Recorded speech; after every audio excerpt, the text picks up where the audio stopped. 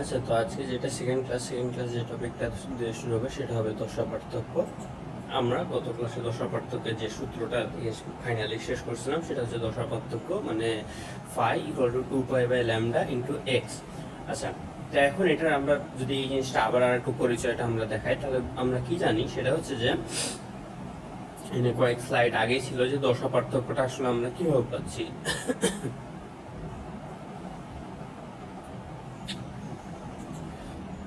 তো আমরা দেখেছিলাম এটা হচ্ছে মূলত দশা পার্থক্য। আমরা যেটা মেন সূত্র ছিল, এখন মেন সূত্রে একটা আমাদের পার্ট মাইনাস হয়েছিল, তাই না? সেটাকে আমরা ফাই বলছিলাম।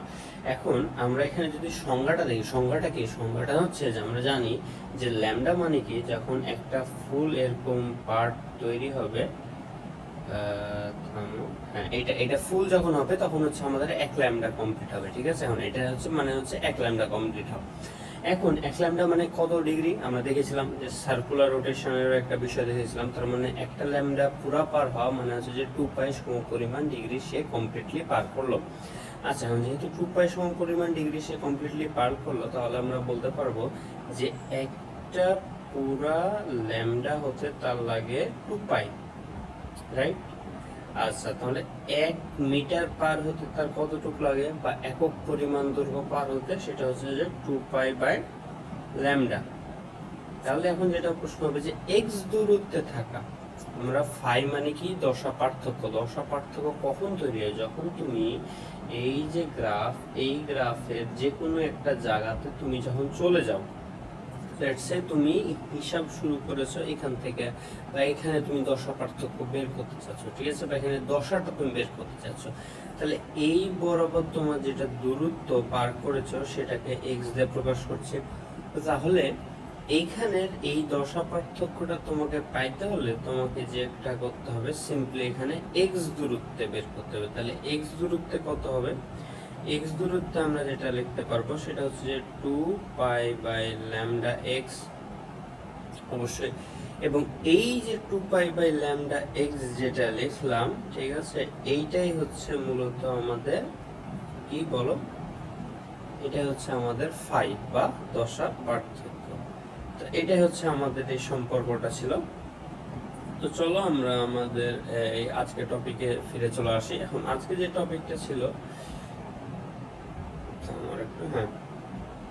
এইটা, তো এইটা দেখলাম। এরপরে আমরা যেটা দেখবো সেটা হচ্ছে যে দশা পার্থক্যেরই আরেকটা ভেরিয়েন্ট, যেটা হচ্ছে টাইমের ভিত্তিতে।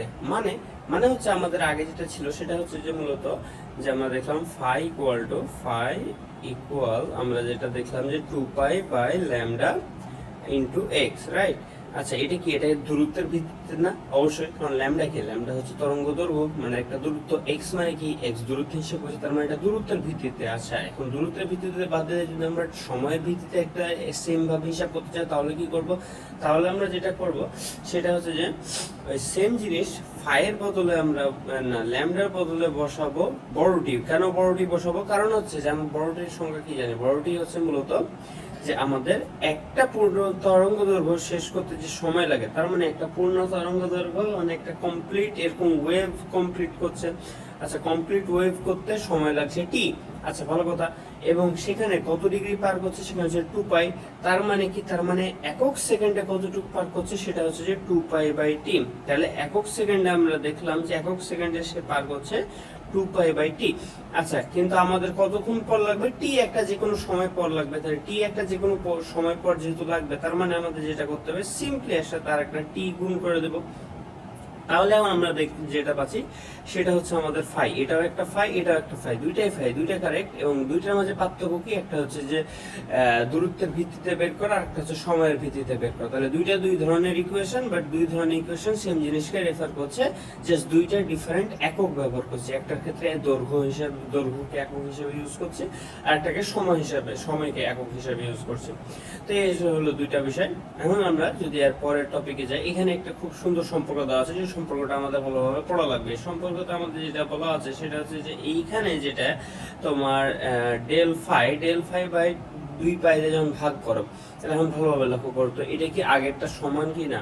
ঠিক আছে, আমরা আগে যেটা দেখলাম যে এই জিনিসটা, ঠিক আছে, এই জিনিসটা যদি আমরা এখানে আবার লিখি তাহলে কি বলতে পারবো যে ফাই ইকুয়াল টু আমরা কি দেখলাম 2π/λ into by X, right, 2π/λ x এটা পেলাম।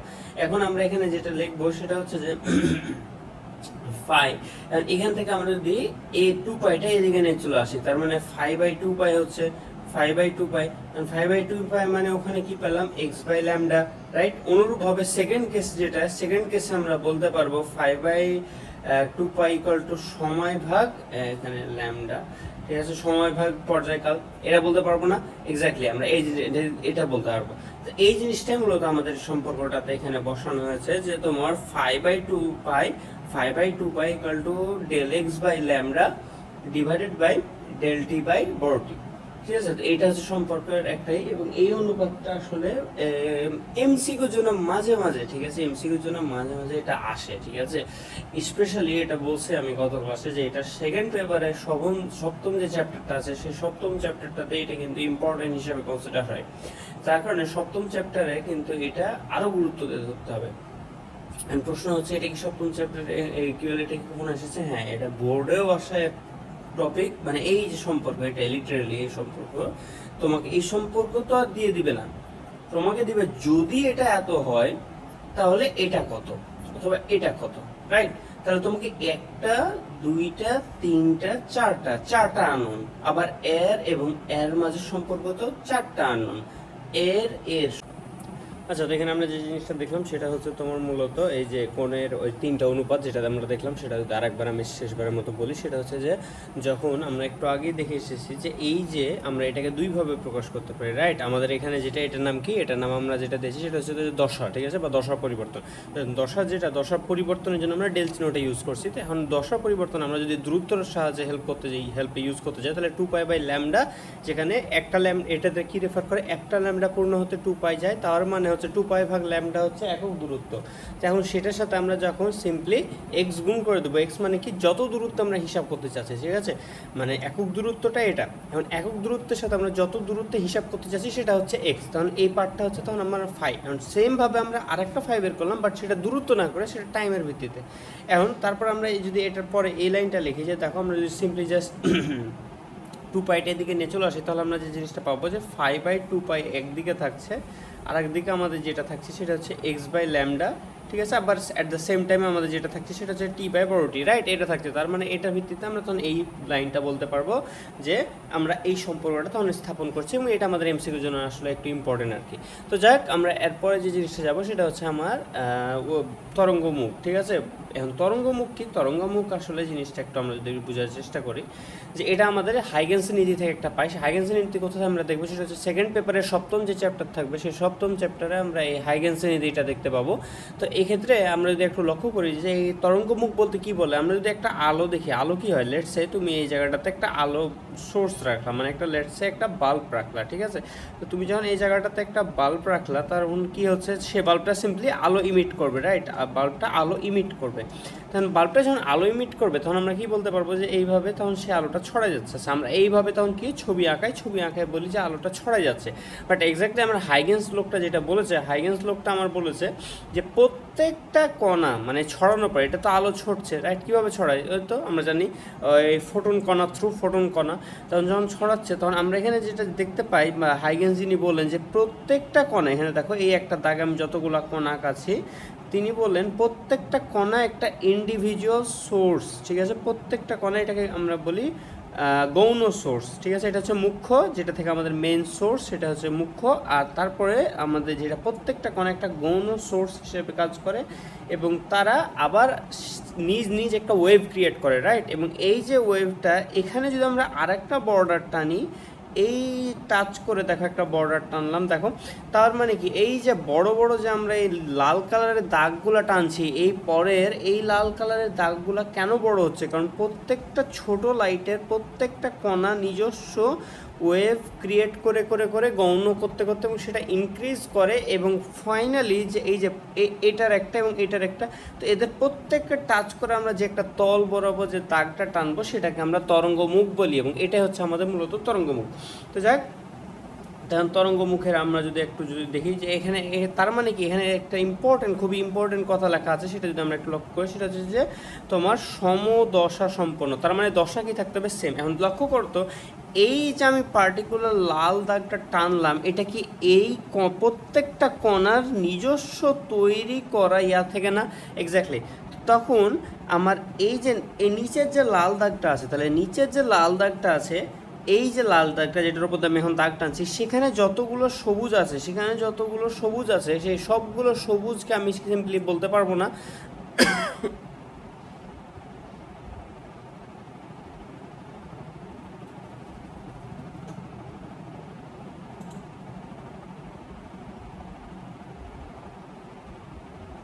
এখানে যতগুলো সবুজ আছে সেই সবুজগুলোকে আমরা সিম্পলি যেটা বলতে পারবো সেটা হচ্ছে তারা একই দশাতে আছে। তার কারণে দেখো এই বরাবর তারা একই দশাতে আছে এবং তারা একইভাবে গৌণ কণা হিসেবে কাজ করে নতুন তরঙ্গ উৎপন্ন করছে, রাইট? তো এই জিনিসটাই আমার হচ্ছে মূলত গৌণ মানে সমদশাকে রেফার করে, এবং এই যে তরঙ্গ মুখটা ক্রিয়েট করা তার যেটা মুখ সেটাকে আমরা তরঙ্গ মুখ বলি। এটা এখানে যদি বলি, এখানে একটা খুব সুন্দরভাবে এক্সাম্পল দেওয়া আছে।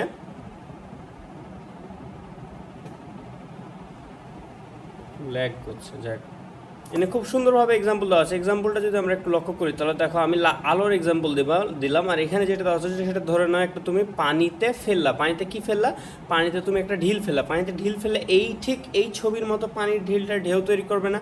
এক্স্যাক্টলি। এই যে ঢেউটা তৈরি করছে, এই ঢেউটা তুমি যদি একটু লক্ষ্য করো তাহলে কি দেখতে পাবা, যে দেখো আমার এই যে নীল মানে নীল না তো এই নীল ওয়েভগুলোর মধ্যে হলুদ যে দাগটা দিচ্ছে, সেই হলুদ দাগগুলো কি রেফার করছে তুমি যদি একটু লক্ষ্য করো তাহলে বুঝতে পারবা সেই হলুদ দাগগুলোই কিন্তু আমাদের তরঙ্গ মুখকে রেফার করছে, ঠিক আছে? তারা প্রত্যেককে, এবং হলুদ দাগগুলো কিন্তু একটা ফিক্সড জায়গাতে আছে, ঠিক আছে? একটা হলুদ দাগ আর একটাকে টাচ করছে না, কেন? কারণ একটা হলুদ দাগ একটা ফিক্সড দশাতে এক্সিস্ট করা প্রত্যেকটা কণাকে নিয়ে তৈরি হওয়া তরঙ্গ মুখ।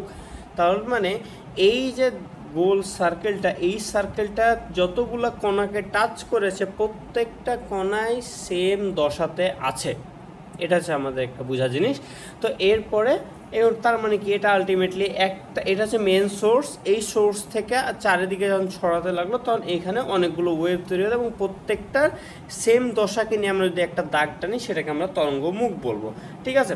তো এখানে একটা ইম্পর্টেন্ট জিনিস আছে, খুবই ইম্পর্টেন্ট একটা এমসিকিউ, সেটা আমরা সামনে হয়তো দেখবো। সেটা হচ্ছে যে এই তরঙ্গমুখ, যেটা তরঙ্গমুখের লম্ব দিক বরাবর শক্তি সঞ্চালিত হয়, ভালোভাবে এখন লক্ষ্য করে, তাহলে তরঙ্গমুখের লম্ব দিক বরাবর অর্থাৎ 90 ডিগ্রিতে তরঙ্গ সঞ্চালন হয়। এটা আশা করি আমাদের সামনে থাকার কথা হয়তো এই টপিকটা, আমরা তখন ওই জিনিসটা দেখব।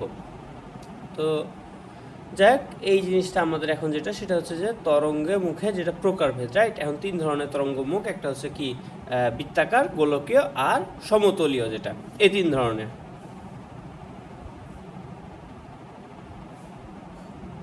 এই জিনিসটা এই পেজে যেটা আছে সেটা কিন্তু এমসিকিউ হিসেবে একটু দেখার দরকার পড়তে পারে। সেটা হচ্ছে যেটা যে তোমার বৃত্তাকার তরঙ্গমুখ আমরা কোথায় দেখতে পারি? অবভিয়াসলি লাইভ এক্সাম্পল, একটা পানিতে ঢেল মেরে দাও, মানে পানিতে ঢিল মেরে দাও, তাহলে কি পানি যে ঢেউ তৈরি হবে সেই ঢেউটা। আচ্ছা, ভালো কথা। এখন যেটা গোলকীয় তরঙ্গমুখ আবার কি গোলকীয় তরঙ্গমুখ চারিদিকে যেটা আমরা দেখতে পাই ছড়িয়ে পড়ে। এখন এটা কি, এটা হচ্ছে আলোর উৎসের, আলোর ক্ষেত্রে আমরা দেখতে পাই। অবভিয়াসলি তুমি যদি একটা রুমের একেবারে মিডিলে একটা বাল্ব লাখো, তুমি যদি খুলো তাহলে কি পুরো রুমটা তোমার হয়ে যাচ্ছে না? তার মানে সেটা কি মানে গোল হিসাবে হচ্ছে। পানি মানে কি, পানি একটা ফ্ল্যাট তল এরকম করে ঢেউ খেতে লাগছে, রাইট? বৃত্তাকার তরঙ্গমুখ যেটা নাম। আর গোলকের তরঙ্গমুখ কেন আলোকে বললাম? কারণ আলো সব দিকে ইকুয়ালি ভাবে ছড়ায় যাচ্ছে, রাইট? তার কারণে এটা গোলকীয়। আর সমতল তরঙ্গমুখ আমরা দেখতে পাই সেটা হচ্ছে যখন অসীম থেকে একটা আসা তরঙ্গ দৈর্ঘ্য। মানে কি, মানে হচ্ছে যে এই যে একটা ছবি আঁকালাম না, এই ছবিটা আরেকবার তোমাকে যদি দেখায় তাহলে তুমি এই জিনিসটা বুঝতে পারবা যে এই যে ধরে নাও একটা আলো, রাইট? তো এই যে আলোটা তোমার করলা, এই যে আলো, তো এই আলোটা এভাবে টানছো, রাইট? তো তুমি কত টানতে পারো বলো? তাই তুমি টানতে আসো, তো তুমি যখন টানতে টানতে অনেক বড় করে দিবে না, তখন তুমি যদি জুম করো, ঠিক আছে, এরকম টানতে জুম করো, তাহলে তুমি এক মোমেন্টে যেটা পাবা সেটা হচ্ছে দেখো এই জায়গাটা অলমোস্ট একটা স্ট্রেট পাথের কাছাকাছি চলে যেতে লাগছে। আমি ইতিমধ্যে কয়েকটা আঁকাইছি, তাতে এমনি আমি আমার উদাহরণে লেগে বলছি একটা স্ট্রেট পাথের দিকে যাচ্ছে। কারণ সূর্য থেকে যখন আসছে, এটা লেটস সে সূর্য, ঠিক আছে, এটা যদি সূর্য হয় আর এটা যদি পৃথিবী হয়, এই জায়গাটা যদি পৃথিবী হয়, তাহলে পৃথিবী যেটা ফেস করবে সেটা অলমোস্ট স্ট্রেট লাইনের পাথ হবে। কেন? কারণ সূর্য থেকে আস্তে আস্তে এই আলোটা যে কত পরিমাণে ছড়াইছে, তো এতগুলো পরিমাণে ছড়ানো, এর তো বৃত্তাকার পথে ছড়াবে চারিদিকে, সে সূর্যটা ছড়াচ্ছে। তো এইখানে অল্প একটা জায়গাতে পৃথিবী আছে, যে পৃথিবীর ভিতরে যদি একটা কোনো লোক দাঁড়িয়ে থাকে, তাহলে সেই লোকটা যেটা দু চোখ দিয়ে দেখবে সেটা হচ্ছে যে একটা অলমোস্ট স্ট্রেট পাথ এর, মানে একটা সোজা ইয়ার একটা তরঙ্গ সে ফেস করছে, তাকে এরকম বাঁকা বৃত্তাকার সে আলটিমেটলি ফেস করতে পারে না। ঠিক আছে, তো এই জিনিসটা এখানে বলা হয়েছে অসীম। অসীম ওয়ার্ডটা আসলে একটু বুঝতে হবে, অসীম দিয়ে আসলে কী ডিফাইন করে। এটা আমাদের ফিজিক্সের একটা কমন ওয়ার্ড, যেটা মানুষ ভুল করে, কারণ আমরা বিভবের সংজ্ঞা বা আরও মাল্টিপল সংজ্ঞাতে এই জিনিসটা দেখি। এখন এই জিনিসটা যদি আমরা বোঝার চেষ্টা করি যে আসলে এই বিভব বলতে কী বোঝায়, না বিভব কেন বলছে অসীম, সেটা হচ্ছে একটু বুঝতে হবে যে অসীম মানে এটা স্বাভাবিক হিসাবের বাইরে। মানে এই যে পৃথিবী থেকে সূর্যের যেটা দূরত্ব, সেই দূরত্বটাকে কিন্তু অসীম বলতে পারি, সেই দূরত্বটাকে অসীম বলা যায়। ঠিক আছে, যেটা এখন প্রশ্ন করবো যে আরে ভাই আমরা তো ম্যাথে জানি যে অসীমের কোনো নেই, মেজারমেন্ট না, অসীম তো মেজারমেন্টের বাইরে। হ্যাঁ কারেক্ট, বাট আমাদের এখানে যখনই ফিজিক্সে তোমার অসীম ওয়ার্ডটা ইউজ করা হয় তখন সবসময় পয়েন্ট অফ রেফারেন্স লাগবে। অ্যান্ড পয়েন্ট অফ রেফারেন্স তুমি হিসাব করছো, এখন হিসাব করার জন্য তুমি বলছো অসীম দূরত্ব থেকে একটা চার্জকে নিয়ে আসলে যে কাজ হলো সেটা হচ্ছে বিভব। অসীম দূরত্ব কত দূর থেকে নিয়ে আসবে তুমি? কত দূর? পৃথিবী মহাবিশ্বের বাইরে চলে যাবে, যেতে যেতে মহাবিশ্ব কত বড় তুমি জানো না তো। কারণ তোমার হিসাব করার জন্য কি, তোমার হিসাব করার জন্য খুব ছোট্ট একটা থেকে অনেক দূরে, যেটার ভ্যালু আমরা মেজার করতে পারি, বাট ওই যে ছোট্ট একটা কণা, ওই ছোট্ট একটা কণার রেসপেক্টে ওই অনেক দূরটা আসলে অনেক দূর, এতই দূর যে সে একটা অসীম হিসেবে ক্যারেক্টারিস্টিক হিসেবে কাজ করবে। তো এটা হচ্ছে আমাদের ফিজিক্সে অসীম হিসেবে কাজ করে। যাক, তো এরপর আমরা যেটা দেখবো যে শক্তি প্রবাহ। আচ্ছা, শক্তি প্রবাহটা ইম্পর্টেন্ট। দেখো আমরা কিন্তু দেখেছিলাম, তো আমাকে একটু যদি দেখায়, থামো, তোমাদের আমার ছবি আঁকাবো।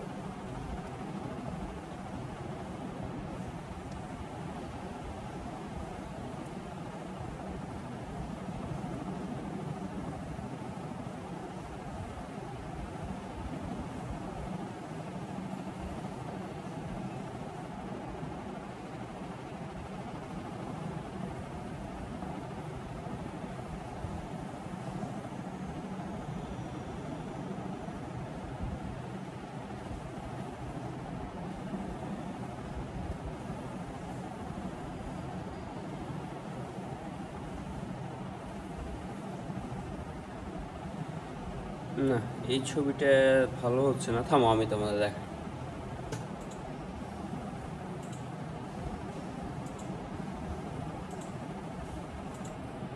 আচ্ছা, তো এই জিনিসটা আমরা যদি একটু লক্ষ্য করি, এটা আমরা গতকালকের ক্লাসে দেখছিলাম। ঠিক মানে দেখছিলাম বলছিলাম যে কি হয় যখন একটা আলো আগায়, তখন আলো আগানোর সময় একদিক দিয়ে আমার ইলেকট্রিক ফিল্ড যায় আর একদিক দিয়ে ম্যাগনেটিক ফিল্ড যায়, এবং এই দুটোর যেটা কম্বিনেশন, মানে দেখো যে এই এক মিনিট থামো।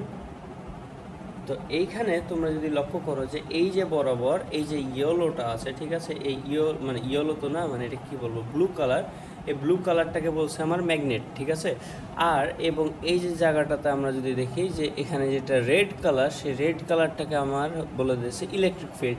তাহলে এই দুইটা বাদে আমার যেটা ওয়েভ মোশনে যেটা দিক দিছে, দেখো আলটিমেটলি জেড বরাবর, দেখো এই যে জেডটা দেখছো না, এখানে আমার এই হাতটা এই জায়গাটার এখানে, ঠিক আছে, এইখানে যে জেডটা আছে, তো সেই জেডটা তোমার যেটা হয় সেই বরাবর আলোটা প্রোপাগেট করে। এখন ভালোভাবে একটু লক্ষ্য করো তো যে এখানে যেটা ইলেকট্রিক ফিল্ড, সে কোন দিকে যাচ্ছে, সে এক্স বরাবর নড়াচড়া করছে। দেখো তার দাগ যেগুলা, তার দাগ কিন্তু এক্স বরাবর নড়াচড়া করা।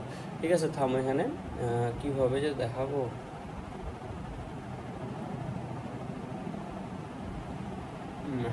আমার হাত ঠিক মতো লোড খাচ্ছে না। যাক, তুমি যদি একটু ভালোভাবে লক্ষ্য করতে দেখো যে এক্সের যে তীর চিহ্নগুলো দেওয়া আছে, হ্যাঁ জুম করলে তো বোঝানো যায়। দেখো তাহলে এখানে এক্সের যে তীর চিহ্নগুলো দেওয়া আছে সেটা দেখো মানে এক্স বরাবর, সরি লাল দাগে যে তীর চিহ্নগুলো সেটা কিন্তু এক্স বরাবর দেওয়া আছে, রাইট? দেখতে পাচ্ছ তোমরা। তার মানে কি সে এক্স অক্ষ বরাবর আন্দোলন করছে, বলে দেওয়া আছে এক্স। সে কি এক্সই থাকবে না? তুমি তাকে ওয়াই বলতে, তাকে জেড বলতে পারো, কোনো ব্যাপার না। তুমি যাকে যা ইচ্ছা বলতে যাবে সেটা একটা অক্ষ বললেই হলো। আচ্ছা, এবার দ্বিতীয় কথা, যেটা ম্যাগনেটিক ফিল্ড, দেখো ম্যাগনেটিক ফিল্ডে যেটা আমার দেওয়া আছে সেটা কিন্তু ওয়াই বরাবর আন্দোলন করছে, রাইট? লক্ষ্য করো তার তীর চিহ্নগুলো কিন্তু ওয়াই অক্ষ বরাবর দেওয়া আছে, তো দুজনের অক্ষ বলা। এবং আমি কি বললাম, আলো কোন দিকে যাচ্ছে? আলো যাচ্ছে আলটিমেটলি এই যে জেড অক্ষ, এই জেড অক্ষ বরাবর। তার মানে কি আলো আর এক রাস্তাতে যাচ্ছে।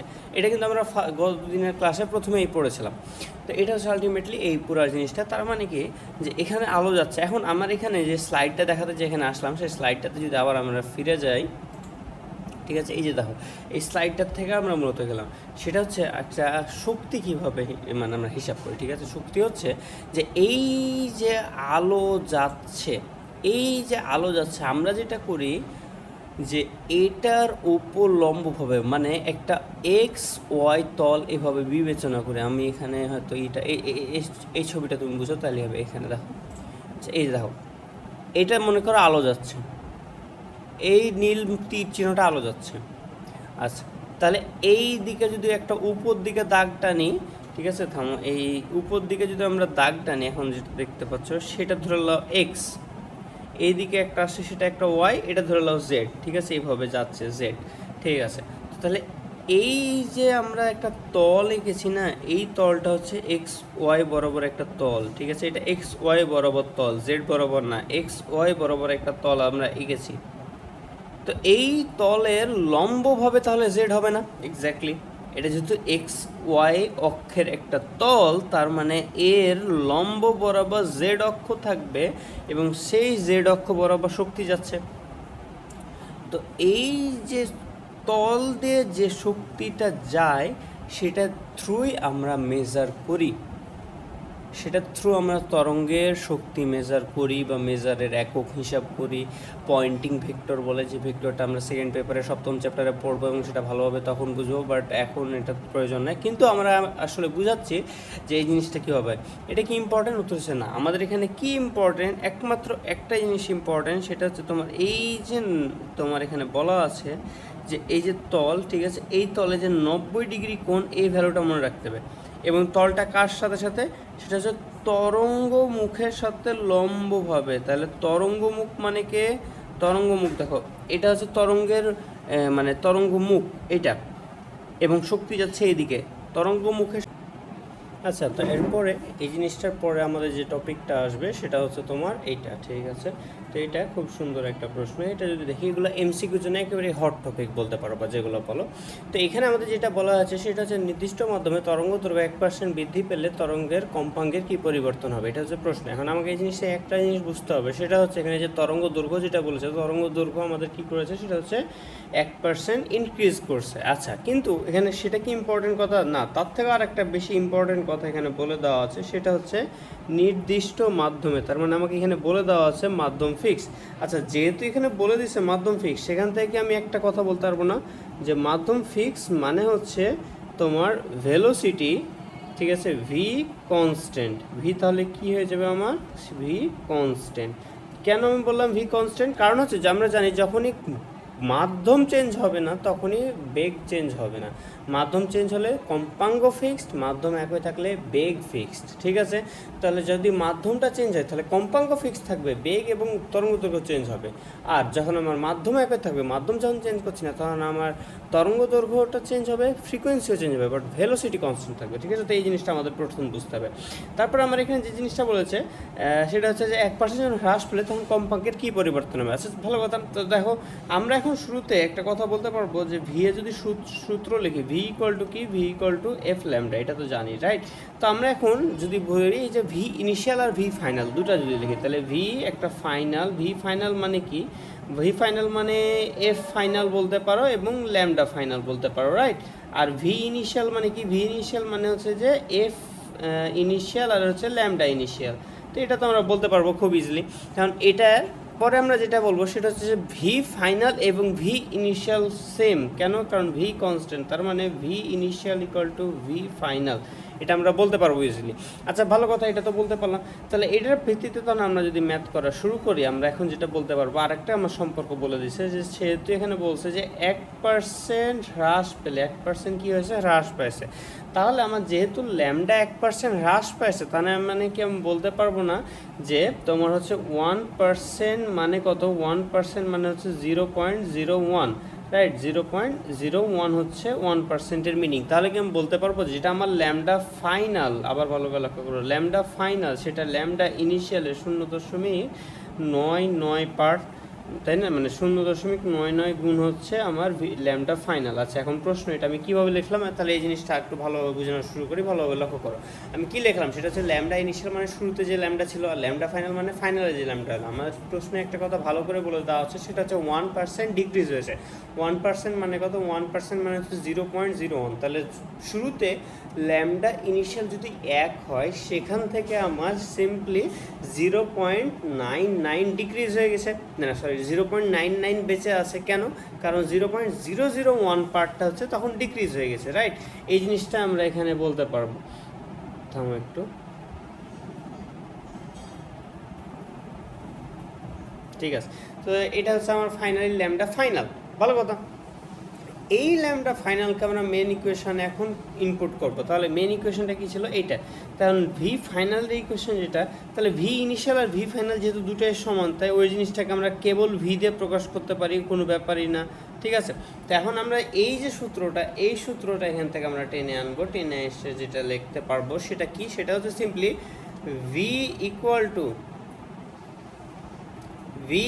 আবার ভালোভাবে লক্ষ্য করো, V equal to lambda two F two তো আছে, সেখানে আমি যেটা করতে পারবো যে ভি বাই ল্যামডা টু সমান এফ টু।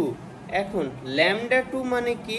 ল্যামডা টু মানে আবার হচ্ছে যে ভি বাই 0.099 ল্যামডা ওয়ান, এটার মান হচ্ছে এফ টু।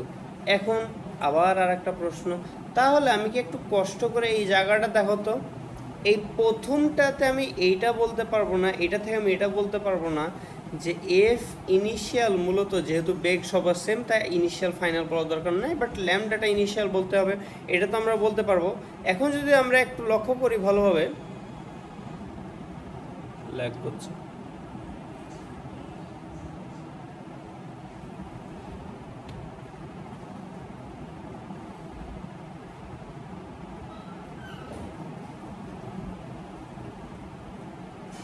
হ্যাঁ ল্যাগটা বন্ধ হয়েছে। আচ্ছা এখন আমরা বলতে পারবো যে এখানে যদি একটু ভালোভাবে লক্ষ্য করো যে এই যে পার্টটা, এইখানে যেটা আছে সেই জিনিসটাকে আমরা এখানে মূলত এই জায়গাটাতে দেখতে পাচ্ছি না, এক্স্যাক্টলি এই জায়গাটাতে দেখতে পাচ্ছি। তার মানে আমরা এখানে যে জিনিসটা বলতে পারবো সেটা যদি একটু ভালোভাবে লক্ষ্য করো, তাহলে এর পরের লাইনে আমরা যেটা বলবো সেটা হবে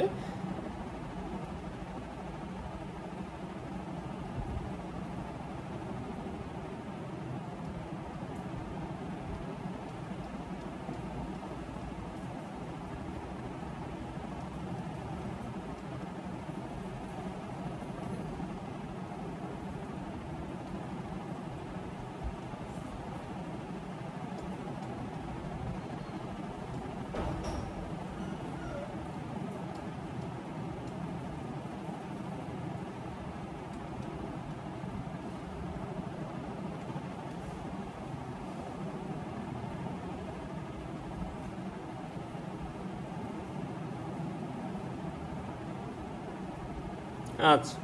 তখন আমরা যেগুলো লিখলাম এটা তো বুঝতে পারছি, এটুকু তো কোনো ব্যাপার না। এরপর আমরা একটা জিনিস বলতে, আমার প্রশ্ন কিন্তু চাইছে কত শতাংশ, ঠিক আছে, কি পরিবর্তন হবে, এখানে মূলত আমাদের শতাংশতে বের করা বেটার, ঠিক আছে? তাহলে এখন শতাংশতে কীভাবে বের করবো? বের করাটা খুবই ইজি। দেখো এইটা হচ্ছে অরিজিনালকে রেফার করে, আর এই পার্টটা আমার বৃদ্ধিকে রেফার করে, কতটুকু বেড়েছে।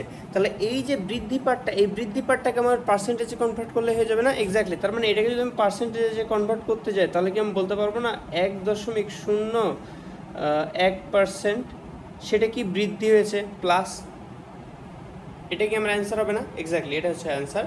যাক আমরা এই যে অ্যান্সারটা যদি সুন্দরভাবে দেখি আর পরে পেজে থাকার কথাই তো আছে, হ্যাঁ ঠিক আছে। তো যাই এখানে আমরা যদি দেখো জিনিসটা সুন্দরভাবে এখানে এক্সপ্লেন করে দেওয়া আছে এবং সেখানে হয়তো ইম্পর্টেন্ট কথাটা বলে দেওয়া আছে, সেটা হচ্ছে যে যেহেতু নির্দিষ্ট মাধ্যম তার মানে ভি কনস্ট্যান্ট, ঠিক আছে, ভি কনস্ট্যান্ট, তারপরে পার্টটা আমি যা বুঝালাম বা যেভাবে করলাম এক্স্যাক্টলি সেম, ঠিক আছে।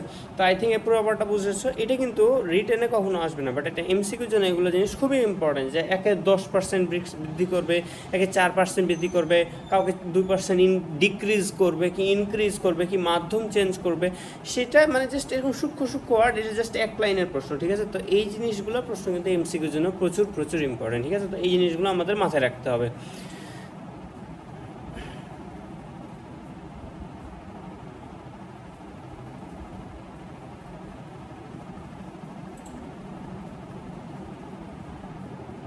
সাথে 90 ডিগ্রিতে যাবে, এই জিনিসটা কিন্তু অনেক ইম্পর্টেন্ট একটা এমসিকিউ, ঠিক আছে, এই জিনিসটা মনে রাখবা।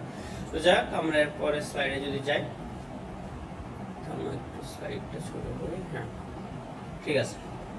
তো এখন আমরা যদি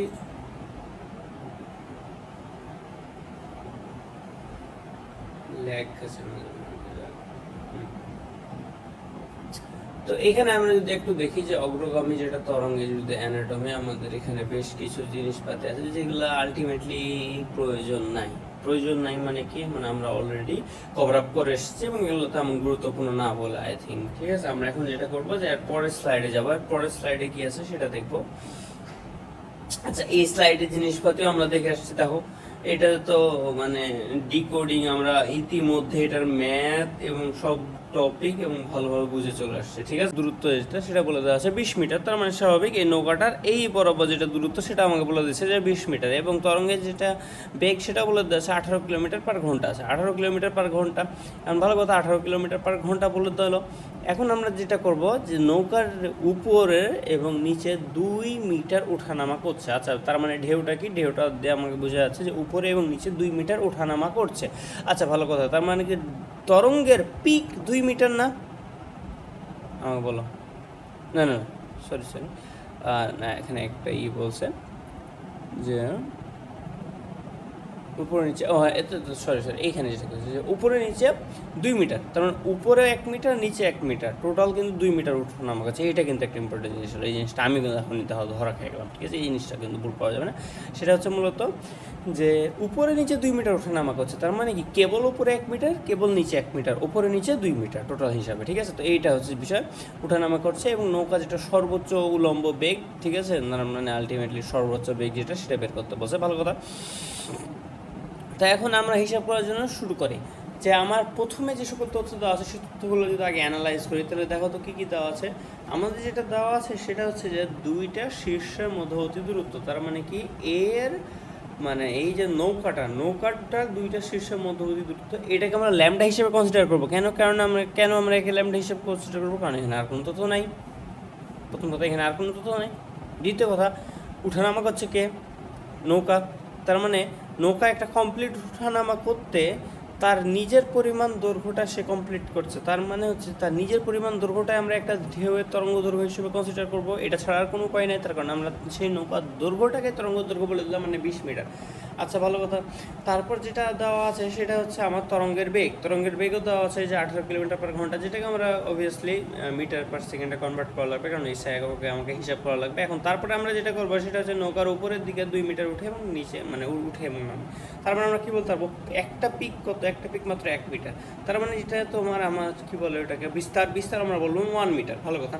তাহলে এখন আমরা সবগুলো তথ্য পেয়ে নিয়েছি, সবগুলো তথ্য পাওয়ার পর আমরা কী করবো, আমরা যেটা ভি ম্যাক্সের সূত্রটা একটু মনে রাখতে হবে। ভি ম্যাক্সের সূত্র হচ্ছে ওমেগা এ, এটা কিন্তু আমরা ইতিমধ্যে লাস্ট ক্লাসের শেষ 15 মিনিট থাকতে তখন কিন্তু এটার এক্সপ্লেনেশন ভালোভাবে দেখছিলাম। তো যাক, V max equal to omega, এটা অবশ্য গত চ্যাপ্টারের পড়া। তাহলে এখানে আমরা কিন্তু এ পেয়ে নিয়েছি 1 মিটার, তাহলে আমাকে এখন কী লাগবে, ওমেগা। এখন ওমেগা কীভাবে পাবো, ওমেগা পাওয়া খুবই ইজি। ওমেগা পেতে হলে আমি যেটা করতে পারবো সেটা হচ্ছে যে 2πf, এখানে 2πf ইউজ করা হয়েছে। আচ্ছা ভালো কথা, তাহলে 2/f, এখন এফ কত কি, এফ মানে কি, এফ মানে আবার যেটা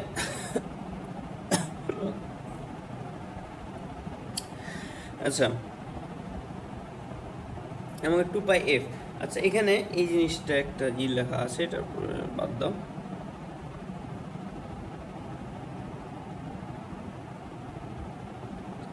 এখানে এখানে এইটা হবে না, এখানে যেটা হতো 2π/λ, এই জায়গাটাতে হবে যে 2π।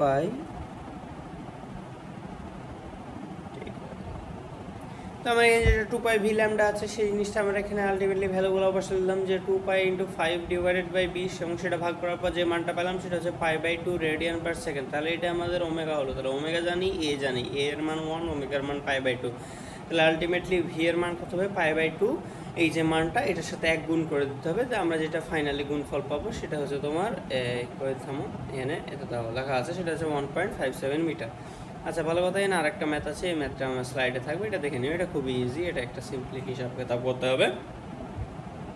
আচ্ছা, আমরা এই এতক্ষণ যে জিনিসটা বললাম সেটার একটা ফাইনাল তোমার ছোট্ট একটা সারসংক্ষেপ দিয়ে দেওয়া আছে।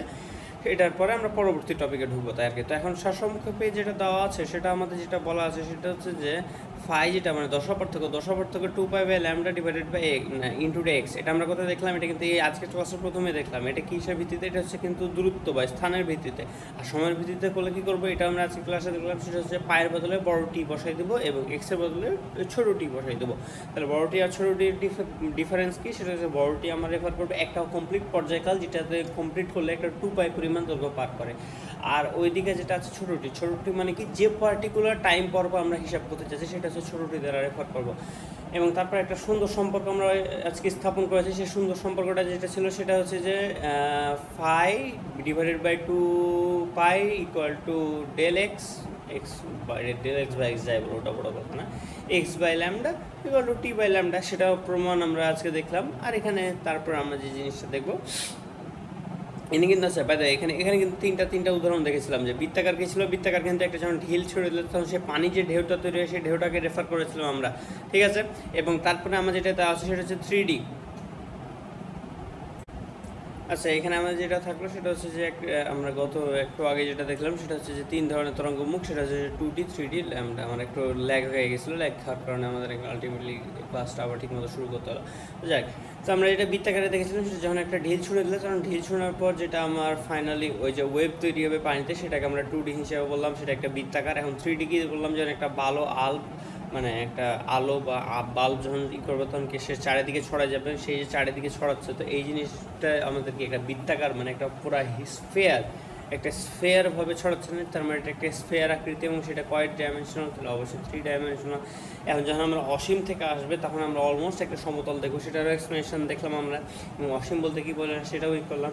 এবং এখানে শক্তি প্রবাহ যে তরঙ্গমুখে 90 ডিগ্রিতে থাকে সেটা কীভাবে থাকে সেটাও কিন্তু আমরা একটা আলোর লাইভ এক্সাম্পলের মাধ্যমে এক্সপ্লেন করলাম, ঠিক আছে। এবং তারপরে যে জিনিসটা থাকে সেটা v = f λ, এবং v ম্যাক্সের মানও দেওয়া আছে। আর কে যেটা কি হচ্ছে 2π/λ, এটা আমাদের এগুলো আমরা সব এর আগে ইতিমধ্যে দেখে আসছি, ঠিক আছে। এখন আমরা পরবর্তী টপিকে যাব, সেটা হচ্ছে তোমার স্থির তরঙ্গ। আচ্ছা, স্থির তরঙ্গ যে জিনিসটা মানে, ঠিক আছে, স্ট্যান্ডিং ওয়েভ, যেটা স্থির তরঙ্গের টপিকটা আমরা আজকে শুরু করবো। এখন স্থির তরঙ্গের আমরা কী কী জিনিস দেখবো সেটা হচ্ছে তরঙ্গের উপরিপাতন, তোমার তরঙ্গের প্রতিফলন, এবং যেটা কী বলে নাম স্পন্দন হয়, সেই স্পন্দনের তোমার হচ্ছে সুস্পন্দন এবং নিস্পন্দনের যে টপিকগুলো আছে সেই টপিকগুলো আমরা এখানে ক্লিয়ারলি দেখবো। এখন তারপর আমি যদি এই টপিকটা শুরু করি, এখন আচ্ছা, এখন যদি আমরা টপিকটা একটু শুরু করি তাহলে আমরা যেগুলো দেখতে পাবো। আচ্ছা, এখন প্রথম যে জিনিস দেখবো সেটা তরঙ্গের উপরিপাতনের মানে কি। তরঙ্গের উপরিপাতন আমাকে তাহলে বুঝতে হবে তরঙ্গের উপরিপাতন কি। যখন তোমার তরঙ্গ যাবে, দুইটা তরঙ্গ যখন হবে, দুইটা মানে কি, দুই মানে অবশ্যই একের বেশি, 3-4টা হতে পারে। যখন এই তরঙ্গগুলো যাচ্ছে, যখন তারা ওভারল্যাপের একটা বিষয় থাকে, ভালোভাবে বুঝবো, ওভারল্যাপের একটা বিষয় থাকে। এখন ওভারল্যাপ কিন্তু আমাকে বুঝতে হবে, ওভারল্যাপ আবার কি। 2 ধরনের ওভারল্যাপ হতে পারে, একটা ধ্বংসাত্মক, একটা গঠনমূলক। ধ্বংসাত্মক মানে কি, এখন আমরা যদি একটা ছবি দিয়ে আঁকানোর চেষ্টা করি, এখানে আসলে কোন কালার যে দিলে বোঝা যাবে আমি নিজেও জানি না। তো যাই হোক, আমরা তাও অবশ্যই হোয়াইট দিয়ে ট্রাই করি, ঠিক আছে, হোয়াইট দিয়ে বোঝা আছে। এখন আমরা যদি এই ছবিটা আঁকাই, যোগ হয়ে গেল, ঠিক আছে। যোগটাও কিন্তু আবার যেন তেন যোগ ভেবে না, এই একটা a + b ডাইরেক্ট যোগ, ঠিক আছে। এই যোগেরও আমরা ত্রিকোণমিতি ইউজ করবো, ওটা পরে দেখা যাবে, ব্যাপার না। তাহলে এইভাবে যোগ হচ্ছে। এখন তোমাদের যদি হতো যে এরকম দুর্ভাগ্যবশত এই ওয়েভটা না থাকে, ওয়েভটা যদি এইরকম দেখতে হতো, আমি ছবিটা আঁকাই, তাহলে আমরা এইবার কি বলতে পারবো না ফাইনালাইজড হিসাব, জাস্ট একটা দাগ পাবো, মানে আলটিমেটলি কোনো তরঙ্গ পাবো না। কেন? কারণ তার একে অপরকে অ্যানাইলেট করে দেবে, তারা একে অপরকে কাটাকাটি করবে, একে অপরের শক্তিগুলো ডিস্ট্রয় করে দেবে। কেন? কারণ তারা বিপরীতমুখী, বিপরীত তরঙ্গ, কিন্তু তারা ওভারল্যাপ যখন করতে গেল তখন একে অপরের পজিটিভ শক্তিকে নেগেটিভ শক্তি এবং নেগেটিভ শক্তি এবং পজিটিভ পার্টটা কাটাকাটি করে একটা আলটিমেটলি তরঙ্গটা ধ্বংস হয়ে গেল। তো এটাকে আমরা ধ্বংসাত্মক ওভারল্যাপ বলি। তো একটা কি, একটা তাহলে আমরা দেখলাম যে একটা হয় ধ্বংসাত্মক ওভারল্যাপ, আর একটা কি, আর একটা ধ্বংসাত্মক না, হ্যাঁ, আরেকটা হচ্ছে তোমার গঠনমূলক। তো এখানে যে এই পাশে যে ছবিগুলো দেওয়া আছে এটা হচ্ছে মূলত গঠনমূলক। এখন যাই আমরা এর পরের টপিকটাতে দেখতে যাই।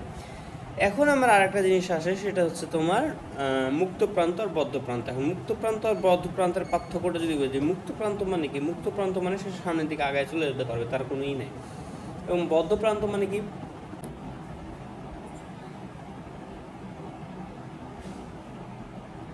আচ্ছা, এই যে মুক্ত প্রান্ত আর বদ্ধ প্রান্ত, এই যে দুটো টপিক আছে, দুইটা টপিকটা যদি আমরা আরেকবার দেখি, সেটা আমরা কি দেখতে পাবো, সেটা হচ্ছে যে মুক্ত প্রান্ত যেটা বলছে, তাহলে দেখো তো আমার ওয়ার্ডটাই বলছে প্রান্তটা মুক্ত আছে, তার মানে কি সেখানে যখন রোটেট করছে তখন এখানে যেটা হয়, তো আমি যদি একটু ছবির মাধ্যমে যাই, এইখানে মূলত একটা রোটেশন ঘটে, ঠিক আছে। বাট রোটেশনটা ঘটার সময় যে জিনিসটা এখানে আসলে হয়ে থাকে সেটা হচ্ছে, দেখো যে আমাদের শুরুতেও ঢেউটা উপর দিকে ছিল এবং পরবর্তীতেও ঢেউটা উপর দিকে আছে, মানে ঢেউ চেঞ্জ হচ্ছে না। তার মানে কি? তার মানে জাস্ট দিকটা চেঞ্জ হচ্ছে, একজন এই দিকে যাচ্ছে আর একজন এই দিকে যাচ্ছে, দুজন প্রপাগেট করছে, রাইট?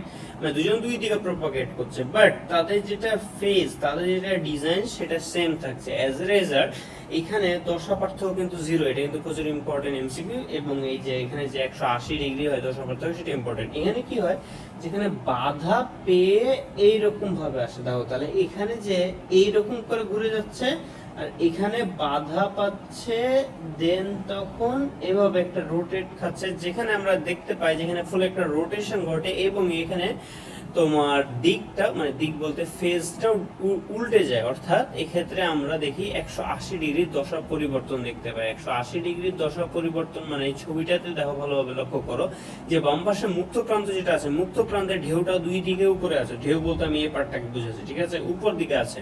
বাট বদ্ধ প্রান্ত যেটা, বদ্ধ প্রান্ত যদি লক্ষ্য করো, তাহলে একজনের ঢেউ উপর দিকে থাকলো, আর একজন বাধা পাওয়ার পর যখন ফিরে আসছে তখন কিন্তু ঢেউটা নিচের দিকে আছে। তার মানে এখানে দুইটা ডিফারেন্ট কেস, ঠিক আছে। আমি দুইটা ডিফারেন্ট কেসের জন্য দুইটা ডিফারেন্ট আমাদের হিসাব কিতাব করা লাগবে। এখন হিসাব কিতাবের জন্য আমাদের শুরু করি, যে শুরু করার আগে যদি বলি যে এই যে শুরুতে এটা ছিল, সেটার একটা ইকুয়েশন ধরে নিই, যেটা আমরা এতক্ষণ পড়ে এসেছি। কি সেটা হচ্ছে a sin omega t minus phi, একটা ধরে নাও, রাইট? তো a sin omega t minus phi অথবা মাইনাস কে এক্স, ঠিক আছে, এটা আমরা দেখে এসেছি, যাক যেটা ধরো। তো তাহলে আমরা সেটা যদি ধরি, সেটা হচ্ছে তোমার তখন এইটা হচ্ছে ইউজুয়ালি, ঠিক আছে, এটা হওয়ার কথা, মানে এটা হওয়ার কথা বলতে এটা ধরে রাখলাম, ঠিক আছে, এটা স্ট্যান্ডার্ড। এখন আমাদের যেটা করতে হবে সেটা হচ্ছে, যখন আমাদের মুক্ত প্রান্ত হয় তখন কি কেস হবে এবং বদ্ধ প্রান্ত হয় তখন কি কেস হবে, সেই কেস দুটো আমাদের দেখতে হবে। দেখো মুক্ত প্রান্তের এখানে যদি তুমি দেখো, মুক্ত প্রান্ততে যেটা লেখা আছে সেটা হচ্ছে y1, মানে কি y1 যেটা বাম পাশে দেখো নীল কালারে দেওয়া আছে, সেটা হচ্ছে তোমার আপতিত তরঙ্গ। এবং ডান পাশে মুক্ত প্রান্ততে যেটা লেখা আছে সেম জিনিস লিখেছে, বাট এখানে মাইনাস চিহ্ন আছে, এখানে প্লাস চিহ্ন আছে, রাইট? মাইনাস আর প্লাসের পরিবর্তন কেন? কারণ তাদের এখানে দশা পরিবর্তন নাই, বাট এখানে টোটাল একটা দিকের পরিবর্তন আছে, যার কারণে এখানে আমাদের যেটা মাইনাস ছিল সেটা এখন প্লাস হয়ে যাবে, ঠিক আছে।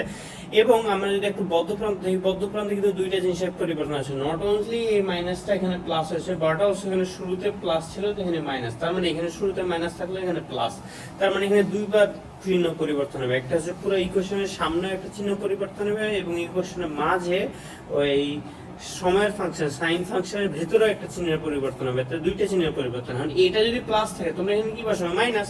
এখানে যদি মাইনাস থাকে তাহলে এখানে প্লাস বসাবে, রাইট? তো জাস্ট এটা বিষয় এমন না যে তোমার সবসময় এই জায়গাটাতে মাইনাস থাকবে, ইনিশিয়ালটা মাইনাস থাকবে, এমন তো কোনো কথা না। ইনিশিয়ালটা প্লাস থাকতে পারে, রাইট? তোমাদের ওইটা দেখা পারে না, ওইটা জাস্ট এটা মনে রাখতে হবে যে চিহ্নটা পরিবর্তন হবে। মানে এখানে যেটা মাইনাস ছিল সেটা এখানে প্লাস হবে, যেটা এখানে মাইনাস ছিল মানে প্লাস ছিল সেটা ওখানে মাইনাস হবে, জাস্ট এই জিনিসটা পরিবর্তন হবে।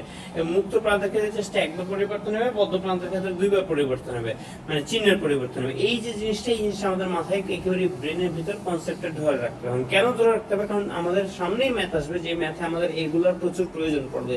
তো চলো আমরা যদি সামনের দিকে সেটা আগাই, মানে দেখার জন্য যে কিরকম হতে পারে।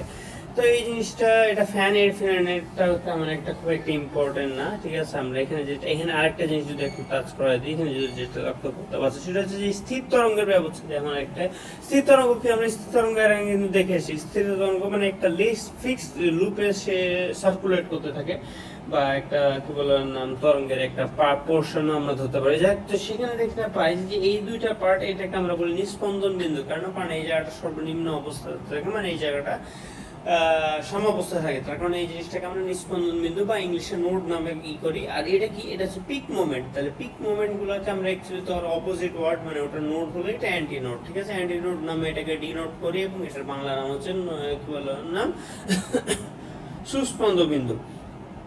একটা কি নিষ্পন্দ বিন্দু, আর একটা হচ্ছে সুস্পন্দ বিন্দু, এবং পরপর দুইটা নিষ্পন্দ বিন্দু বা সুস্পন্দ বিন্দুর মধ্যবর্তী যেটা দূরত্ব, মানে একবার লাল থেকে আরেকবার লাল পাওয়া, অথবা একবার সবুজ থেকে আরেকবার এখানে যে সবুজ পাওয়া, ঠিক আছে। তো এই জিনিসটার মধ্যবর্তী আমরা দূরত্বকে হাফ ল্যামডা বলি, কারণ অবভিয়াসলি একটা ফুল ল্যামডা এতটুক, রাইট, একটা ফুল ল্যামডা এতটুক, বাট আমরা এখানে এতটুক হিসাব করছি, তার মানে কি সেটা একটা হাফ ল্যামডা হবে, মানে ল্যামডা বাই 2 হবে, সেটা নিচে এখানে বলে দেওয়া আছে, ঠিক আছে। তো যাই হোক, আমরা এখন এই জিনিসটা এখানে দেখবো, এই জিনিসটা থামো একটু। আচ্ছা, তো এখন আমরা যে জিনিসটা দেখবো সেটা হচ্ছে আমাদের দুইটা মুক্ত প্রান্তের স্থির তরঙ্গ যখন আমাদের ব্যবচ্ছেদ, মানে ব্যবচ্ছেদ, গাণিতিক ব্যবচ্ছেদ বলতে আমি যেটা, মানে ডেরিভেশন, ঠিক আছে। তো এখানে আমাদের যে জিনিসটা হয় সেটা যদি একটু ভালোভাবে বোঝায়, তোমার যখন একটা তরঙ্গ যাচ্ছে, ঠিক আছে, তরঙ্গ একটা রাস্তাতে আছে, ভালো কথা, তুমি সে ঘুরায় সে রাস্তাতে আরেকটা তরঙ্গ তৈরি করে দিলে, কিভাবে তরঙ্গ তৈরি হচ্ছে তুমি যদি একটু লক্ষ্য করো যে কিভাবে বুঝাবো, এই যে ধরো এই পেন্সিলটা, রাইট, এই পেন্সিলটা, তাহলে এই পেন্সিল বরাবর শান্তভাবে ছিল, তো এখানে একটা তরঙ্গ যাচ্ছে, রাইট, এই তরঙ্গ যাচ্ছে, যে তুমি যেটা করলা যে ঘুরায় আরেকটা তরঙ্গ তৈরি করলা, সে তরঙ্গ কিভাবে তৈরি হলো, ঘুরায় বলতে এটা মুক্ত প্রান্ত ছিল না, আমি ছবিতে বুঝলাম না, সে এইভাবে ঘুরে যায়, রাইট। তো এইভাবে একটা যাচ্ছে, তুমি ঘুরায় আরেকটা তরঙ্গ তৈরি করো, তার কিন্তু এক্সাক্ট সেম না। দেখো আমার এখানে দুইটা পেন আছে, ঠিক আছে, এই যে দুইটা পেন আছে, ঠিক আছে। তো তারা কিন্তু দুইটা সেম না, একজনকে আমরা প্লাস মাইনাস চিহ্নের পরিবর্তন আছে, তার মানে এই ক্ষেত্রে একই রাস্তাতে দুইটা ডিফারেন্ট তরঙ্গ তৈরি হয়েছে, তার মানে একটা হচ্ছে গ্রিন পেনের আর একটা হচ্ছে যে এই পেনের, ঠিক আছে। তো এই যে দুইটা তৈরি হয়েছে, তো এই দুইটার বিষয়ে তোমার যে, মানে আমরা এখন তাহলে একই রাস্তা আছে, মানে এদের যোগ বিয়োগের হিসাব আছে, তো এদের যোগ বিয়োগের হিসাব কিন্তু ইম্পর্টেন্ট, আমাদের পাশে মাঝে মাঝে সিকিউরিটি এটা আসে, ঠিক আছে। যার কারণে এই জিনিসটা আমাদের একেবারে নেগলেক্ট করা যাবে না, এবং এই জিনিসটা ভালো পড়তে হবে। তাহলে আমরা এই জিনিসটা পড়া শুরু করি। তো এই যে আমরা একটু সুন্দরভাবে লিখে দিছি, তো তাহলে এখন এই জিনিসটা কি লিখছি বা কেমনে লিখছি সেটা আমাদের একটু জানা লাগবে না। তো চলো আমরা একটু গাণিতিক ডেরিভেশনটা দেখি। এখন এটার জন্য আমাদের একটা ত্রিকোণমিতির সূত্র লাগবে। সূত্রটাকে সূত্র হচ্ছে যে sin a plus sin b, বা তোমাদের ত্রিকোণমিতি যেটা sin c plus sin d বলা আছে, ঠিক আছে, সেটাও বলতে পারো যে sin c plus sin d এর যেটা সূত্র, যে কি বলে নাম 2 sin a c plus d by 2 cos c by d c plus d by 2। সেই জিনিসটা আমি যদি এখানে একটু লিখে দেখি, তাহলে থামো একটু, আমি এখন সেই মানে ত্রিকোণমিতিটা তোমাকে হিসাব করে দেখাচ্ছি যে কিভাবে আসলে এই জিনিসটা আসে।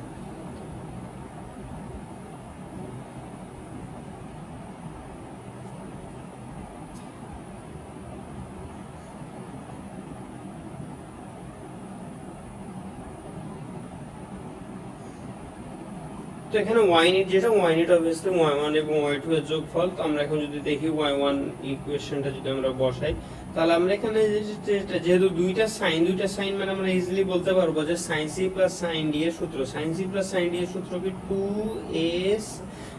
2 sin c plus d divided by 2 cos c minus d divided by 2, right. এটা ছিল আমাদের ইকুয়েশন। এখন আমরা যেটা করতে পারবো যে সিম্পলি দুইটা সামনে নিয়ে চলে আসলাম, ঠিক আছে, ওটা তো কোনো বড় কথা না। তারপরে আমরা এখন যদি সেই ইকুয়েশনে c আর d এর মানগুলো বসাই, c আর d এর মান কি ছিল একটু ভালোভাবে লক্ষ্য করো। তো এইখানে এটার ক্ষেত্রে এখানে দেখো, এটা হচ্ছে তোমার c যদি হয় আর এটাকে d, ঠিক আছে, এটাকে একটা c ধরলো, এটাকে একটা d ধরলো, তাহলে এই দুইটা c, তাহলে এই পুরোটা c এর পুরোটা d।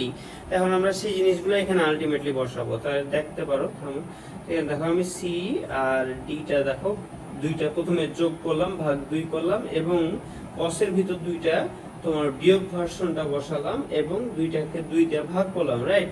এবার তারপর আমরা যেটা করলাম যে হিসাব কিতাব করে দেখলাম যে এখানে 2 ওমেগা t ডিভাইডেড বাই 2 আছে, এবং cos এর ভিতর 2x আর ডিভাইডেড বাই 2 আছে। এখন আমরা যেটা করলাম সেটা হচ্ছে যে সিম্পলি ওমেগা টি আর কি এক্স বাঁচলো, সেটা এখন আমরা লিখে দিলাম। ঠিক আছে, এখানে কস পার্টটা সামনে নিয়ে আসলাম কেন, কারণ ওমেগা টিটা পিছিয়ে রাখলাম কেন, কারণ আমাদের যেটা স্ট্যান্ডার্ডাইজ ইকুয়েশন আছে, স্ট্যান্ডার্ডাইজ ইকুয়েশনের সাইন পার্টটা, সাইন পার্ট বা সাইন কস যা হতে পারে এটা বড় কথা না, কিন্তু ওমেগা টি এ পার্টটা আমাদের পিছিয়ে থাকবে, কারণ এই পার্টটাই তো আমাদের দশাটা রেফার করে, রাইট? তো এখানে আমরা ওই জিনিসটা পিছিয়ে দেখলাম।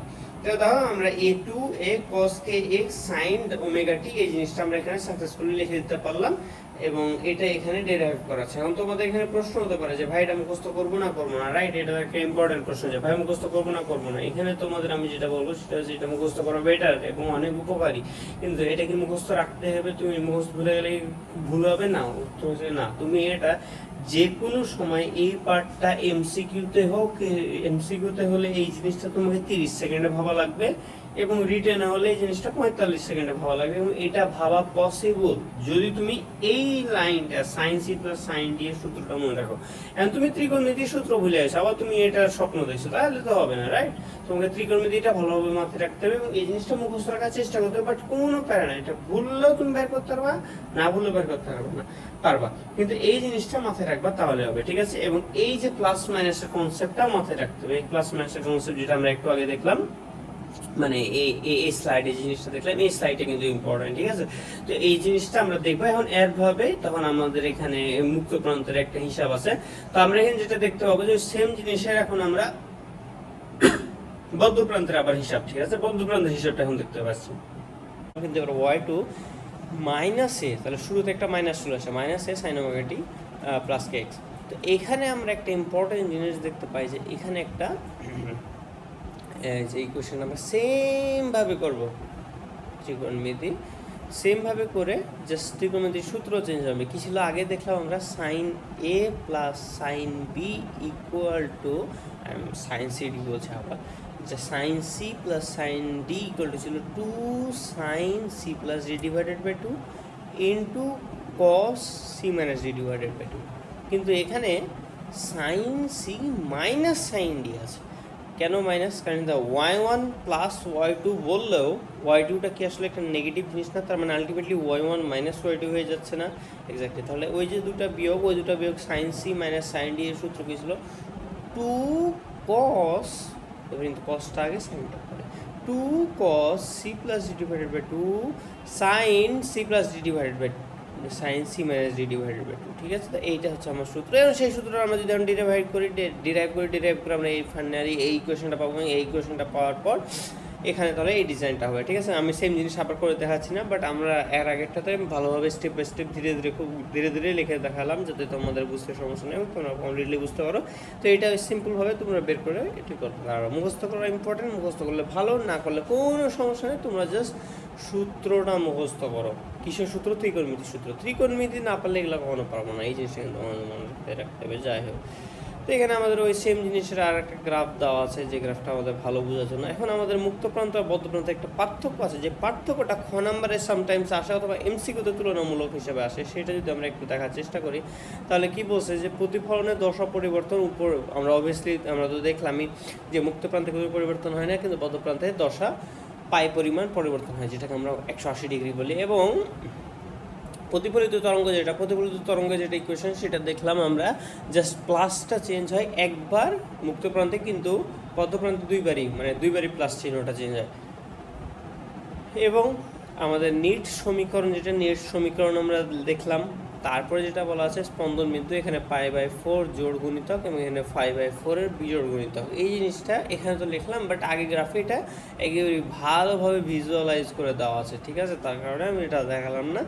এবং এটা না ইম্পর্টেন্ট, এমসিকিউর জন্য এই একটা বাক্য ইম্পর্টেন্ট, যে বাক্যটা বোঝার কোনো প্রয়োজন নেই। এই ছবিতে সব সুন্দরভাবে বোঝানো আছে, কিন্তু এগুলো বোঝার থেকে তুমি একটু কষ্ট করে এই পার্থক্যটা যদি মনোযোগ দিয়ে পড়ো তাহলে হয়ে যাবে। ঠিক আছে, তো এই পার্থক্যের পরে আমরা যে টপিকটাতে যাব সেটা হচ্ছে তোমার তরঙ্গের ঘনত্ব। আচ্ছা, তরঙ্গের ঘনত্ব আমরা এখানে যদি একটু দেখি, যে হালকা থেকে যখন তুমি ভারী মাধ্যমে যাচ্ছ, তখন ভারী মাধ্যমটা তরঙ্গের কাছে কি বদ্ধ প্রান্ত বা মানে ক্লোজ রেঞ্জ এটার মতো আচরণ করবে।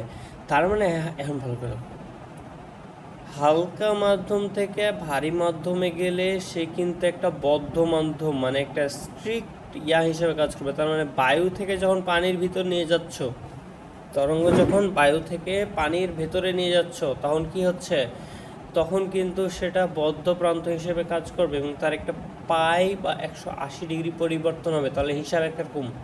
আবার যখন তুমি ভারীতে হালকা নিয়ে আসছো, মানে পানি থেকে যখন বাতাসে নিয়ে আসছো, তখন কিন্তু তোমার পাই না জিরো, মানে 0 ডিগ্রি। 0 ডিগ্রি মানে কি, থামো মাথাটা একটু সরায়, মানে সে ওপেন এন্ড, ঠিক আছে, ওপেন এন্ড মানে মুক্ত প্রান্ত, মানে তার পরিবর্তন 0 হবে। তাহলে সেটা কোন কেস, তাহলে সেটা হচ্ছে এই কেসটা। এটা যখন তুমি পানি থেকে বাতাসে নিয়ে আসছো, মানে হালকা থেকে ঘন মাধ্যমে যখন আসছো। এবং সেকেন্ড কেস, যেটা সেকেন্ড কেস হচ্ছে তোমার বদ্ধ প্রান্ত থেকে স্থির প্রান্ত, মানে এটা হচ্ছে যে বাতাস থেকে তুমি পানিতে নিয়ে যাচ্ছ, তাহলে এটা একটা কেস। তো এই দুইটা কেস আলটিমেটলি। অ্যান্ড এরপরে যদি আমরা দেখি, তাহলে হিসাব হিসাব তো পারবা। তোমাকে একটা বললো পানির ভিতর নিয়ে, তাহলে কীভাবে হিসাব করবা?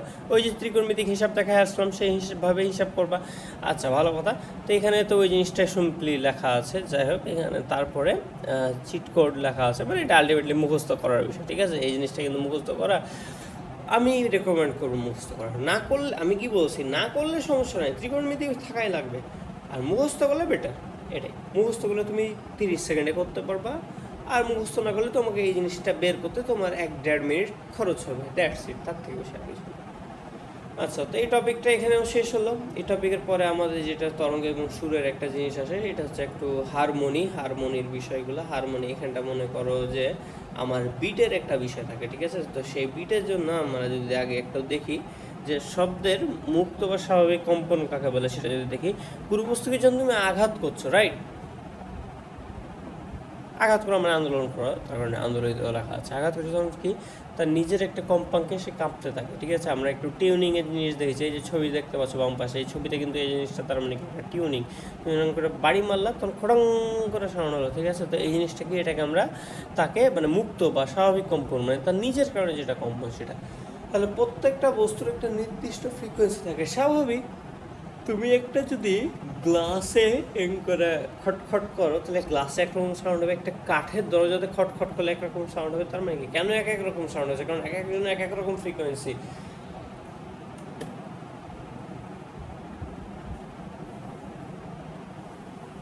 এক একজনের এক এক রকম ফ্রিকোয়েন্সি, তার কারণে এক এক রকম সাউন্ড হবে।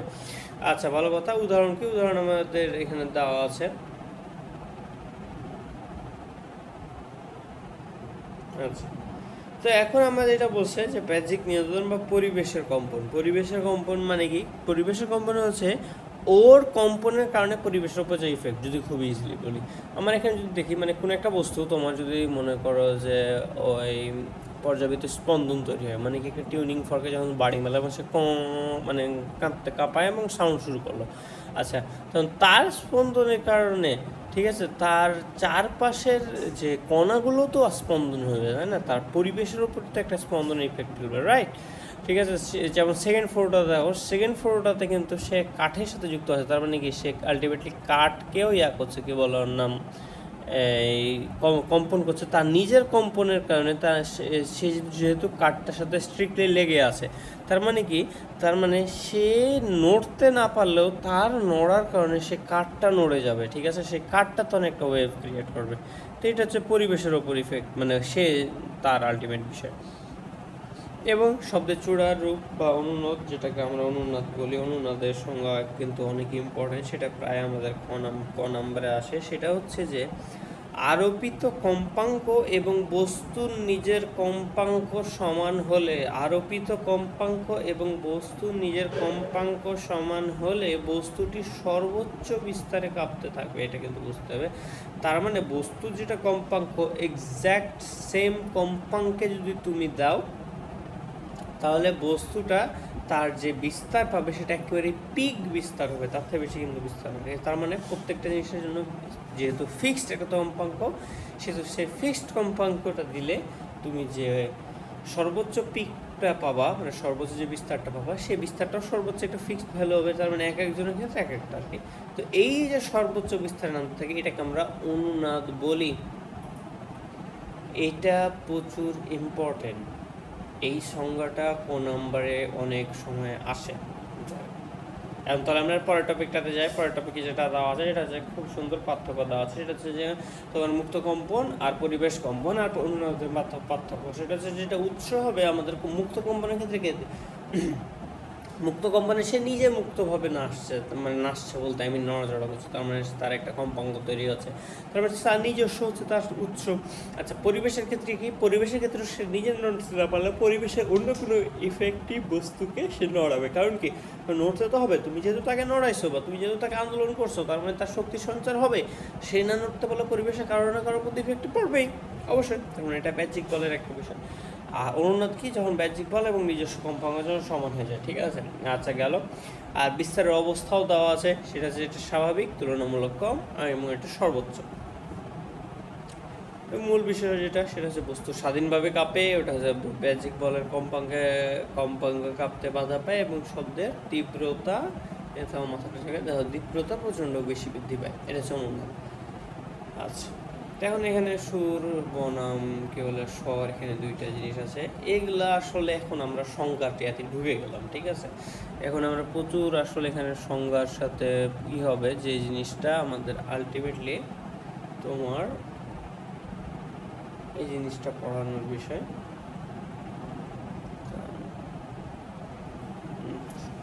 এই জিনিসটা আমরা সামনের দিন পড়াবো, এইটার কারণ এটার ম্যাথ আছে কিছু, ঠিক আছে। এই ম্যাথটা আমরা সামনের দিন চ্যাপ্টারটা করাবো। তার আগ পর্যন্ত আজকে এখান পর্যন্ত থাকলো। কতক্ষণ হয়েছে?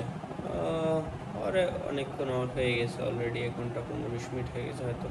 যাক, এখন আমরা এখানে চার্জ অনেক কমে গেছে আমার ল্যাপটপে, মাত্র 8% চার্জ। যাক, এখানে আমরা একটু জাস্ট শেষ করে দিই। শেষ করার আগে তোমাদের যেটা কাজ হবে, এই তো তো থাকছে কি বলে না, এই স্লাইডটা তো অবশ্যই আমি ডিসক্রিপশন বক্সে দেবো। তোমাদের যেটা কাজ হবে সেটা হচ্ছে এইটা ডিসক্রিপশন বক্স থেকে ভালোভাবে দেখে এইখানে যা যা আছে, ঠিক আছে। উপসুরের ফ্রিকোয়েন্সিগুলো খুব একটা ইম্পর্টেন্ট, এটা মুখস্থ করার প্রয়োজন, ঠিক আছে। বাট এখানে যা যা আছে তোমরা একটু ভালোভাবে মুখস্থ করবা বা বুঝবা। আমরা এই টার্ম থেকে আজকে পড়া শুরু করবো, ঠিক আছে। এই সুর এবং স্বরের বিষয়গুলো আসলে আমাদের একটু দেখে নিতে হবে। বইয়েগুলো অনেক সংজ্ঞা লেখা আছে, ঠিক আছে। কোনটা সুর, কোনটা স্বর এবং তোমার হারমোনিয়াম, বিভিন্ন জিনিসের সংজ্ঞা আছে, সেই জিনিসগুলো আমাদের একটু দেখতে হবে। তাই এখানে যদি একটু দেখা দেয় যে সুর হচ্ছে যখন একটা মাত্র কম্পাঙ্গলে হিসাব করছো, এবং একটা মাত্র কম্পাঙ্গলে তুমি যখন শব্দটা তৈরি করছো, সেই সিঙ্গেল ফ্রিকোয়েন্সিটাকে আমরা সুর বলি, যেটা ইংলিশ হচ্ছে TONE, সুর, ঠিক আছে। এবং তোমার যখন কি বলে একাধিক কম্পাঙ্গ নিয়ে হিসাব করছো, মানে একাধিক কম্পাঙ্কের মিশ্রণ যেটা, ঠিক আছে। তো একাধিক কম্পাঙ্কের মিশ্রণ যেটা, সেটা যখন শব্দ তৈরি করে তখন সেই জিনিসটাকে আমরা মাল্টিপল ফ্রিকোয়েন্সি, সেটাকে আমরা নোট বলি, ঠিক আছে। সেটা হচ্ছে স্বর। তাহলে সুর আর স্বর এই দুটার মাঝে পার্থক্য আমরা দেখলাম। তো তারপরে এই সংজ্ঞার পরে আমরা যেটা দেখতে পাই যে সুর এবং স্বরের একটা পার্থক্য আছে, যে যেটা স্বর, ঠিক আছে। স্বর মানে কি? স্বরে একটা থাকে মূল সুর এবং একটা থাকে উপসুর, একটা বলতে একাধিক থাকতে পারে, ঠিক আছে। এই জিনিসটা আমাদের মনে রাখতে হবে, এই জিনিসটা কিন্তু খুব ইম্পর্ট্যান্ট। সেটা হচ্ছে যে স্বর কীভাবে তৈরি হয়। স্বর সর্বদা একটা সর্বনিম্ন, কারণ এখানে দেখো তোমাদের এই ছবিটা দেখো, এই ছবিতে 3টা দেওয়া আছে, রাইট। এই ছবিটা যদি লক্ষ্য করো তাহলে এখানে 3টা জিনিস, ডিফারেন্ট জিনিস দেওয়া আছে। তার মানে 3টা ডিফারেন্ট জিনিস, 3টা ওয়েভলেন্থ, তার মানে 3 রকম হচ্ছে তোমার ফ্রিকোয়েন্সিতে, 3 রকম ফ্রিকোয়েন্সি।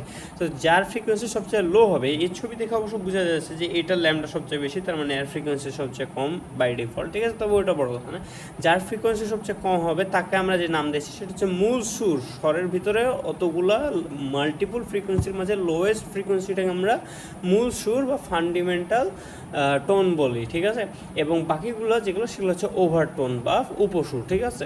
তো এই জিনিসটা আমাদের এখানে মাথায় রাখতে হবে। এই ভ্যালুগুলোকে মুখস্থ রাখতে বলছে যে না, এগুলো একটা এক্সাম্পলের ক্ষেত্রে, মানে এই হয়তো এটা বা এরকম একটা এক্সাম্পলের ক্ষেত্রে এটা দেখাই দিচ্ছে, ঠিক আছে। ওই মুখস্থ মানে হার্জ মুখস্থ করার কিছু নয়, ঠিক আছে। জাস্ট এটা মনে রাখতে হবে যে কোনো স্বরের মাঝে যেটা সর্বনিম্ন কম্পাঙ্ক থাকবে সেটা হবে মূল সুর, এবং যেটা সর্বনিম্ন বাদে যেটা হবে উচ্চ, সেগুলোকে আমরা সব উপসুর বলবো, ঠিক আছে। তো এখানে আমাদের তেমন কিছু নাই।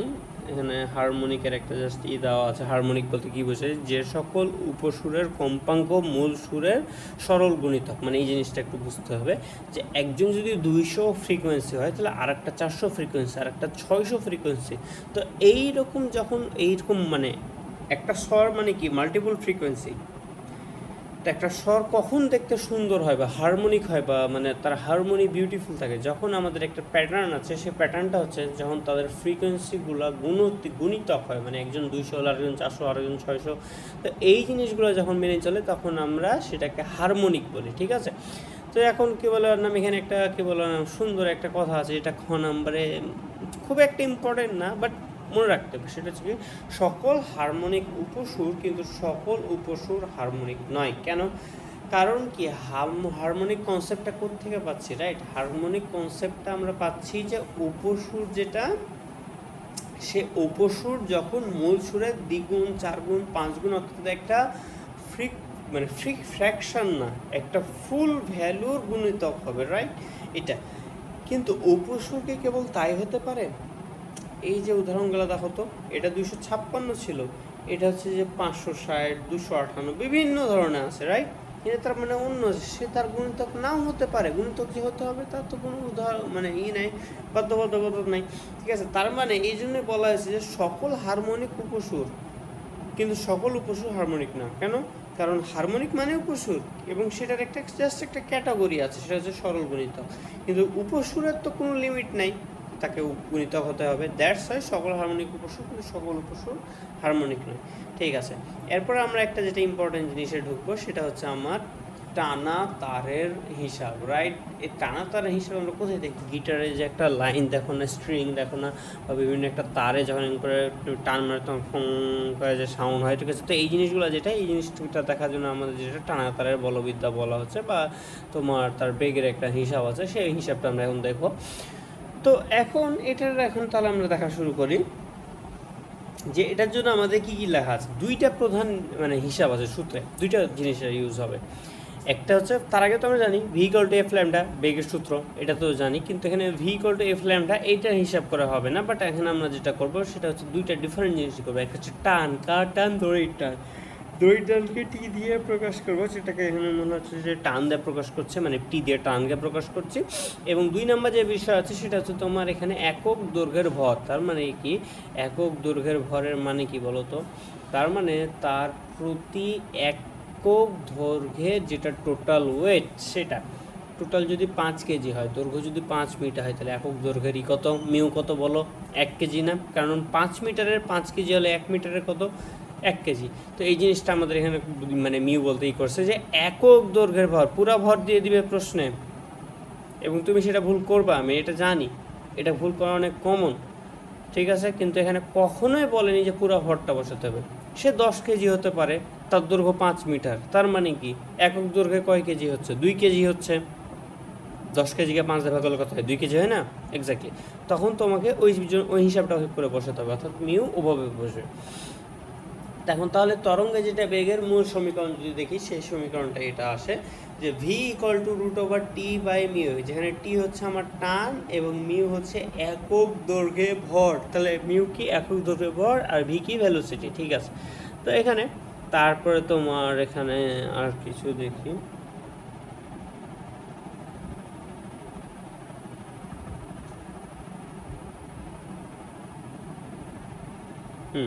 এটা আবার তো ইম্পর্টেন্ট জিনিস। এটা দেখার আগে আমরা যদি একটু দেখি এখানে যে তারের মূল সুর বা প্রথম হারমোনিক নামের একটা কোয়েশ্চেন আসে রিটেনেরও, এটা আসতে পারে ভাই। তাহলে প্রথম হারমোনিক মানে কি, বা যেটা প্রথম হারমোনিক মানে যেটা মূল সুরও বলা হয়। প্রথম হারমোনিক বের করার ইকুয়েশন খুবই ইজি। সেটা হচ্ছে, যদি একটা তার দেখো, একটা গিটারের তার, ঠিক আছে, এটা ধরো একটা গিটারের এখান থেকে এখান পর্যন্ত তার বাঁধা আছে, তাহলে সেটার দৈর্ঘ্য হচ্ছে এল। কতটুকু তারটা বেঁধে আছে, যখন তুমি আবার টানলা তখন কি টং করে মানে ঘুরতে লাগলো, মানে ঘুরতে তো না, মানে লাইক আন্দোলিত হতে লাগলো। তো এই যে দৈর্ঘ্য একটা এল লেন্থের জন্য এ মানে ল্যামডা বাই 2 পাই, তখন তার মানে কি, মানে 2 পাই আমরা, নট পাই, পাই। তার মানে আমরা এখানে এল হচ্ছে ল্যামডা বাই 2 পাই কার জন্য? একটা এল এর জন্য। তাহলে ল্যামডা কি? 12 সিম্পলি না? এক্স্যাক্টলি 12। এবং আমরা জানি যে মূল সূত্রটা মানে V equal to F lambda, F ল্যামডাতে ভি এর বদলে আমরা টি বাই মিউ বসাতে পারবো, এবং ল্যামডার বদলে 2l বসাতে পারবো, এবং এগুলো বসায় ফাইনালি আমরা যে ইকুয়েশন পাই সেটা হচ্ছে f equal to 1/2l root over T by mu. এই ইকুয়েশনটা আমাদের মাথায় রাখতে হবে।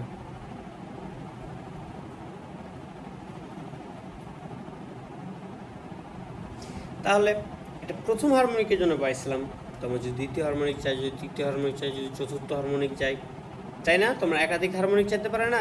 তাহলে দ্বিতীয় জিনিসটা মনে রাখো, একটা স্বরের ভিতর কতগুলো টিউন ছিল, কতগুলো ফ্রিকোয়েন্সি ছিল? অনেকগুলা, একাধিক, মাল্টিপল ফ্রিকোয়েন্সি। তার মধ্যে সবচেয়ে লোয়েস্ট ফ্রিকোয়েন্সিটার নাম কি? লোয়েস্ট ফ্রিকোয়েন্সিটার নাম কি বলো? লোয়েস্ট ফ্রিকোয়েন্সিটা যেটার নাম ছিল সেটা হচ্ছে মূল সুর। তাহলে মূল সুর আমরা কিন্তু একটু আগে দেখে আসলাম, যেটাকে আমরা প্রথম হারমোনিক নাম বলছি। প্রথম হারমোনিক মানে মূল সুর, প্রথম হারমোনিক মানে মূল সুর, ঠিক আছে?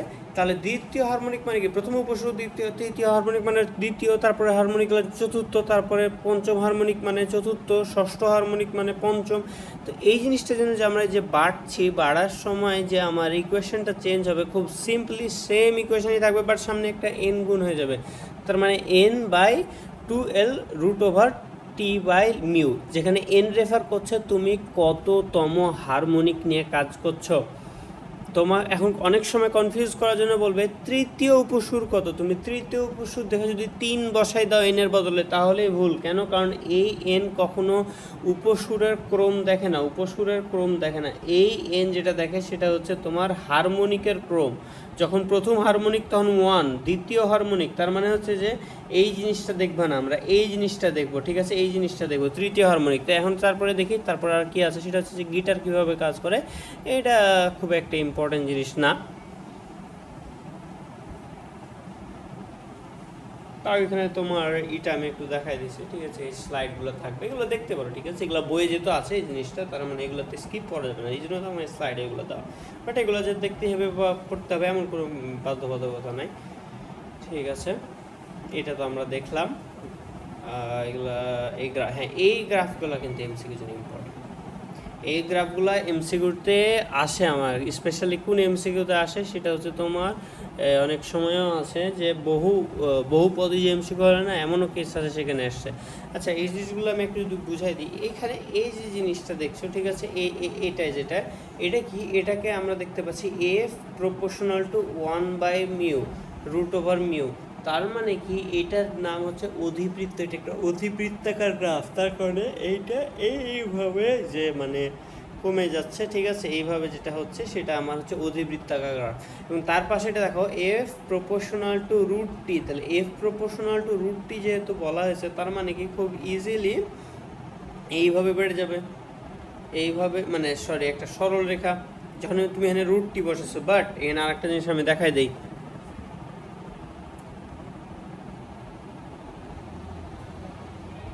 F proportional to root T হলে আমি কি বলতে পারবো যে এফ স্কোয়ার প্রপোর্শনাল টু টি?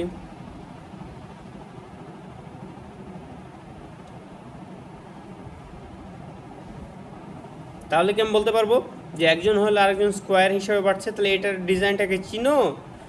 এটা হচ্ছে তোমার প্যারাবোলা বলে, এটাকে প্যারাবোলা বলে। তাহলে প্যারাবোলার ছবি আঁকতে হবে যখন, তাহলে তোমার যদি এরকম দেয় যে এটা যদি এফ হয়, এদিকে যদি রুট টি না দেয়, টি দেয়, তাহলে কিন্তু এটার সাথে সম্পর্ক একটা প্যারাবোলিক সম্পর্ক। সেই প্যারাবোলিক সম্পর্কটা আমাকে বুঝতে হবে।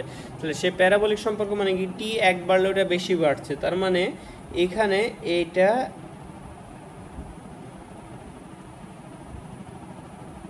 পরাবৃত্তাকারভাবে এইভাবে বাড়বে, ঠিক আছে? পরাবৃত্তাকারভাবে এইভাবে বাড়বে, ঠিক আছে? তো এইটা হচ্ছে আমার তখন নিতে হবে। তাহলে কি মানে এটার পার্থক্য কী বুঝে লাভ? যখন তোমার এফ এর সাথে টি দিবে তখন এরকম শেপ, আর টি যদি এদিকে, এফ যদি এদিকে, তাহলে শেপটা এরকম হয়ে পেকে যাবে, ঠিক আছে? এফ যেহেতু উপরে আছে তার কারণে এরকম হচ্ছে, এফটা নিচে আর টিটা উপরে থাকলে এটা এরকম হতো।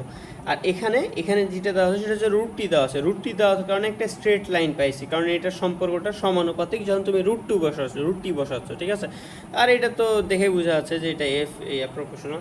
তো এখানে ঢালটাও দেওয়া আছে। এই ঢালটা কিন্তু আমাদের এমসিকিউতে না, ইম্পর্টেন্ট না, এই ঢালটা খুব একটা চাই না। বাট যেহেতু আছে বইয়েরই জিনিস, আমি তার কারণে স্লাইডে দিছি, তোমাদের এটা দেখতে হবে, বুঝতে হবে, আন্ডারস্ট্যান্ড করতে হবে, বুঝেছো?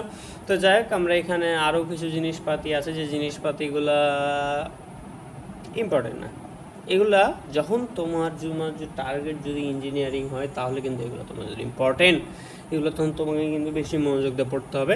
তাছাড়া এগুলো খুবই যে গুরুত্ব দিতে হবে এমনি সময় এমন না, বাট এই জিনিসগুলো আমার মানে দেখে রাখা ভালো। এটা কি কিছুই না লিটারালি, তোমার জাস্ট ওই যে ইকুয়েশনগুলো দেখে আসছি সেই ইকুয়েশনগুলোতেই জাস্ট একটা বদলে আর একটা বসায় দাও। মিউ মানে কি, মিউ তোমার যদি দেখো এই জিনিসটা প্রথমটা তুমি যদি এটা দেখো এটা কি, এটা আমাকে বলো তো। এখানে মিউ ছিল, মিউ মানে কি, মিউ মানেই তো এম বাই এল। আবার এম মানে কি, এম মানে রো পাই আর স্কোয়ার না, এক্স্যাক্টলি। তো এই জিনিসগুলো আমাদের এখানে একটু মাথায় রাখতে হবে। যাই হোক, কী হয়ে গেল এখানে,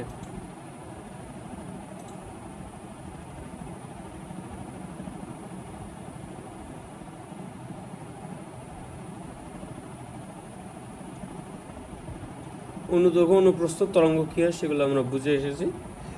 এখন যেগুলো আছে সেগুলো তেমন খুব একটা ইম্পর্টেন্ট না।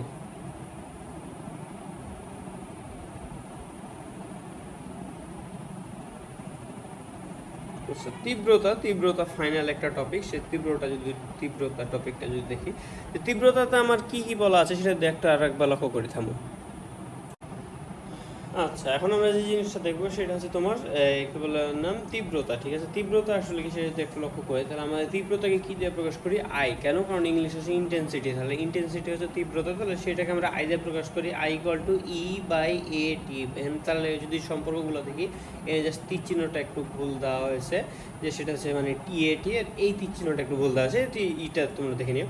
যে এখানে আমার যেটা বলা আছে সিম্পলি যে ই এর মিনিং হচ্ছে মোট প্রবাহিত যেটা শক্তি, তার মানে টোটাল যে শক্তি যাচ্ছে সেটা হচ্ছে ই, এবং এ কি, এ হচ্ছে তোমার যেটাকে একক ক্ষেত্রফল, সে একক ক্ষেত্রফল, এবং কি হচ্ছে প্রতি সেকেন্ডে। ঠিক আছে, তার মানে তুমি যত সেকেন্ডে হিসাব করছো তাই না, তার মানে টোটাল সেকেন্ডটাতে ভাগ করা লাগবে, কারণ তুমি টোটাল একক সেকেন্ড হিসাব করছো তীব্রতার জন্য।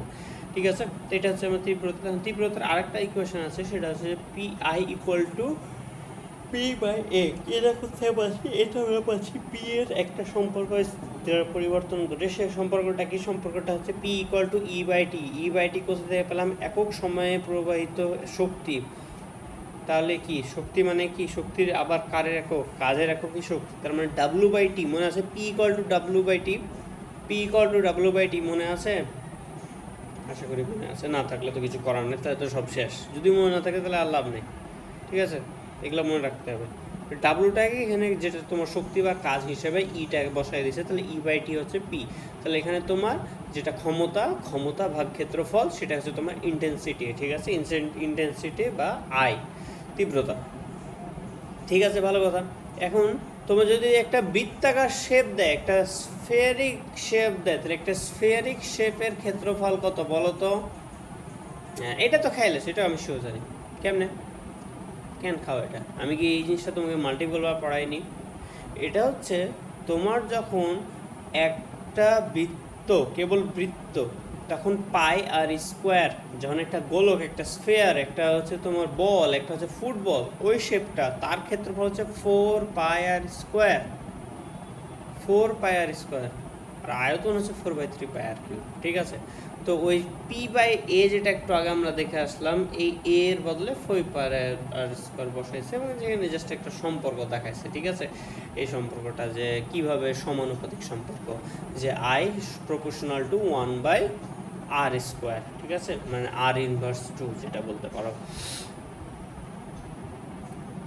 এইখানে তারপরে লাইনগুলো ওটার ভিত্তিতে লেগেছে, যে এটা যদি এতটুকু হয় তাহলে এটা এতটুকু, এটা 3 গুণ হলে ওটা 1/9 হবে। কেন, কারণ তারা বিপরীতভাবে সম্পর্কিত। ঠিক আছে, এবং স্কোয়ার আছে একটা সম্পর্ক। ঠিক আছে, তারপরে এইটা হচ্ছে একটা ইকুয়েশন। এই ইকুয়েশনটা তোমাদের কোনো ম্যাথ নাই যেটাতে এটা আসার পসিবিলিটি আছে, মনে রাখা লাগবে। হ্যাঁ, কেন মনে রাখা লাগবে, কারণ বহুপদী ম্যাথ থাকে। বহুপদীতে বলে ইন্টেন্সিটি কার উপর নির্ভরশীল, ফ্রিকোয়েন্সি এফ, তোমার মানে এ, তারপরে তোমার রো ঘনত্ব, ভেলোসিটি ভি, এই সবগুলোর উপর কিন্তু আমাদের ইন্টেন্সিটি কাজ করে। ল্যাগ করেছে।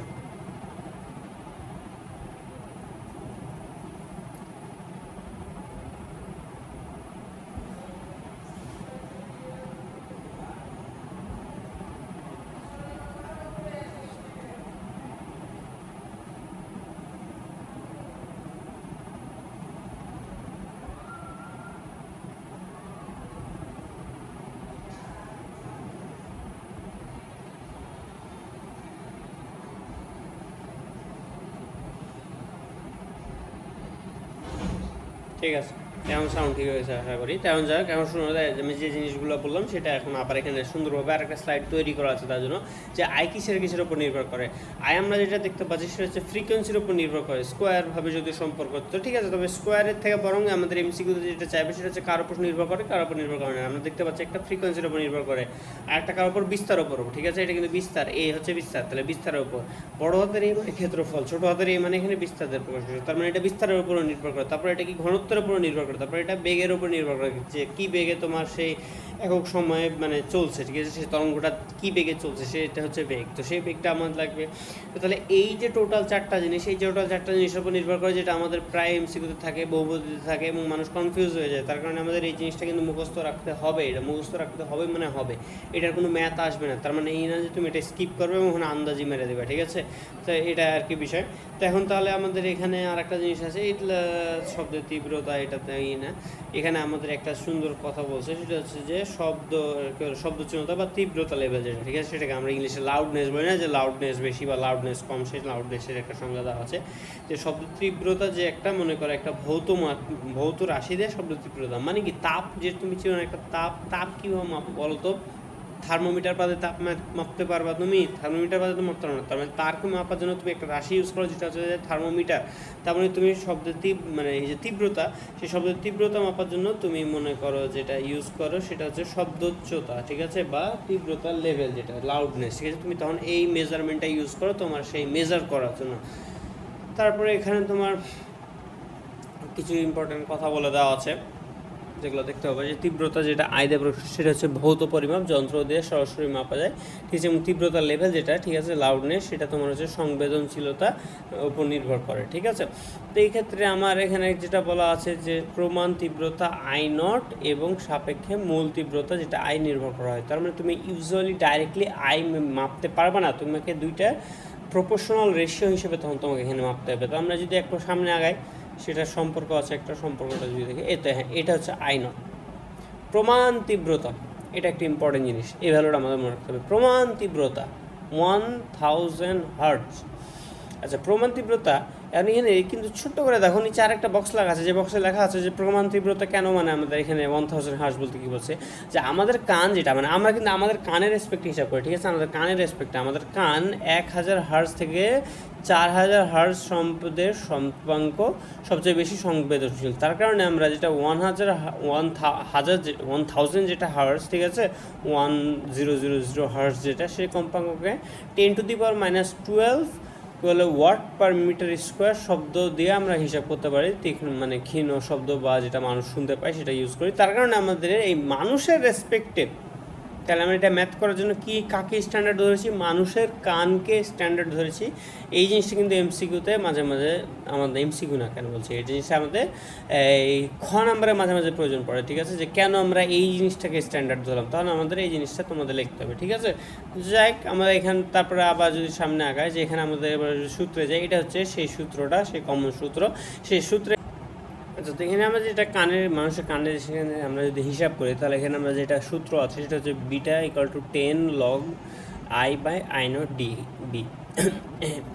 ডিবি মানে এটা জাস্ট একক।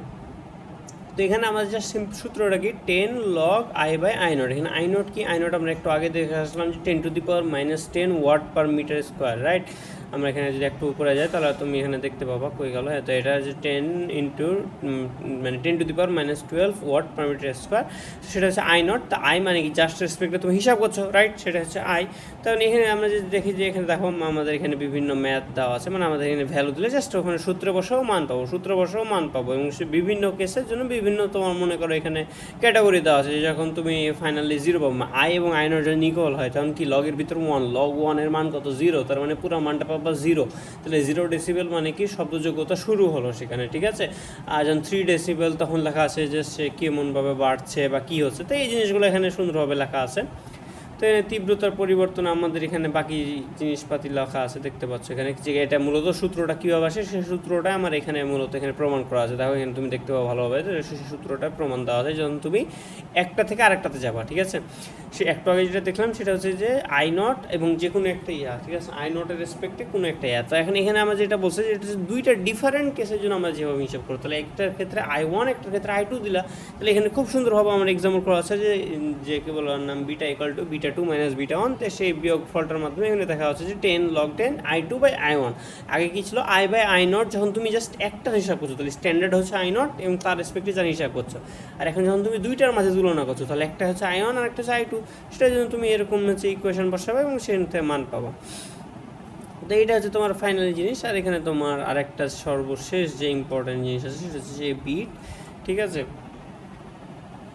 তাহলে বিট কি যদি আমরা দেখি যে স্থির তরঙ্গ এবং বিটের মাঝে পার্থক্য এখানে সুন্দর দেওয়া আছে, সেটা হচ্ছে যে বিটের তরঙ্গের দিক যেটা সেটা হচ্ছে একই দিকে অগ্রসর হয় বিট, ঠিক আছে। মানে একই দিকে অগ্রসর হয় একাধিক মনে করো যেটা তরঙ্গ তার মাঝে যে জিনিসটা সেটা হচ্ছে তখন আমরা বিটের হিসাব করি। দেন তাদের কম্পাঙ্ক অলমোস্ট ইকুয়াল হতে হবে, ঠিক আছে। এবং যেটা ফলাফল একটা নির্দিষ্ট স্থানের শব্দের তীব্রতা পর্যায়ক্রমিক স্থান বৃদ্ধি এবং হ্রাস পাওয়ার যে বিষয়টা সেটা এনে তোমার দেখো এখানে বিটের এক্সাম্পল দেওয়া আছে দেখতে পাচ্ছ যে 3টা শর্ত, সেটা হচ্ছে যে একই ধরনের শব্দ অর্থাৎ ফ্রিকোয়েন্সি অলমোস্ট ইকুয়াল হতে হবে, ঠিক আছে। দেখো এখানে 440 সেখানে হচ্ছে 442 অলমোস্ট ইকুয়াল, ঠিক আছে।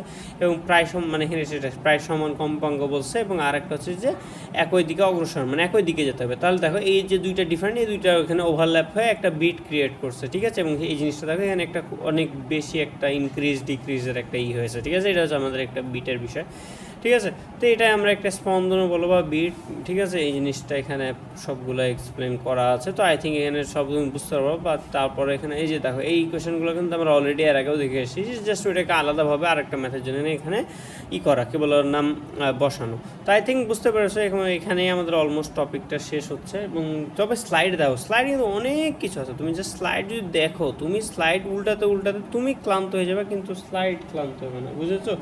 এত জিনিস আছে এখানে। তো যাই হোক, তুমি এখানে আবার লেখছে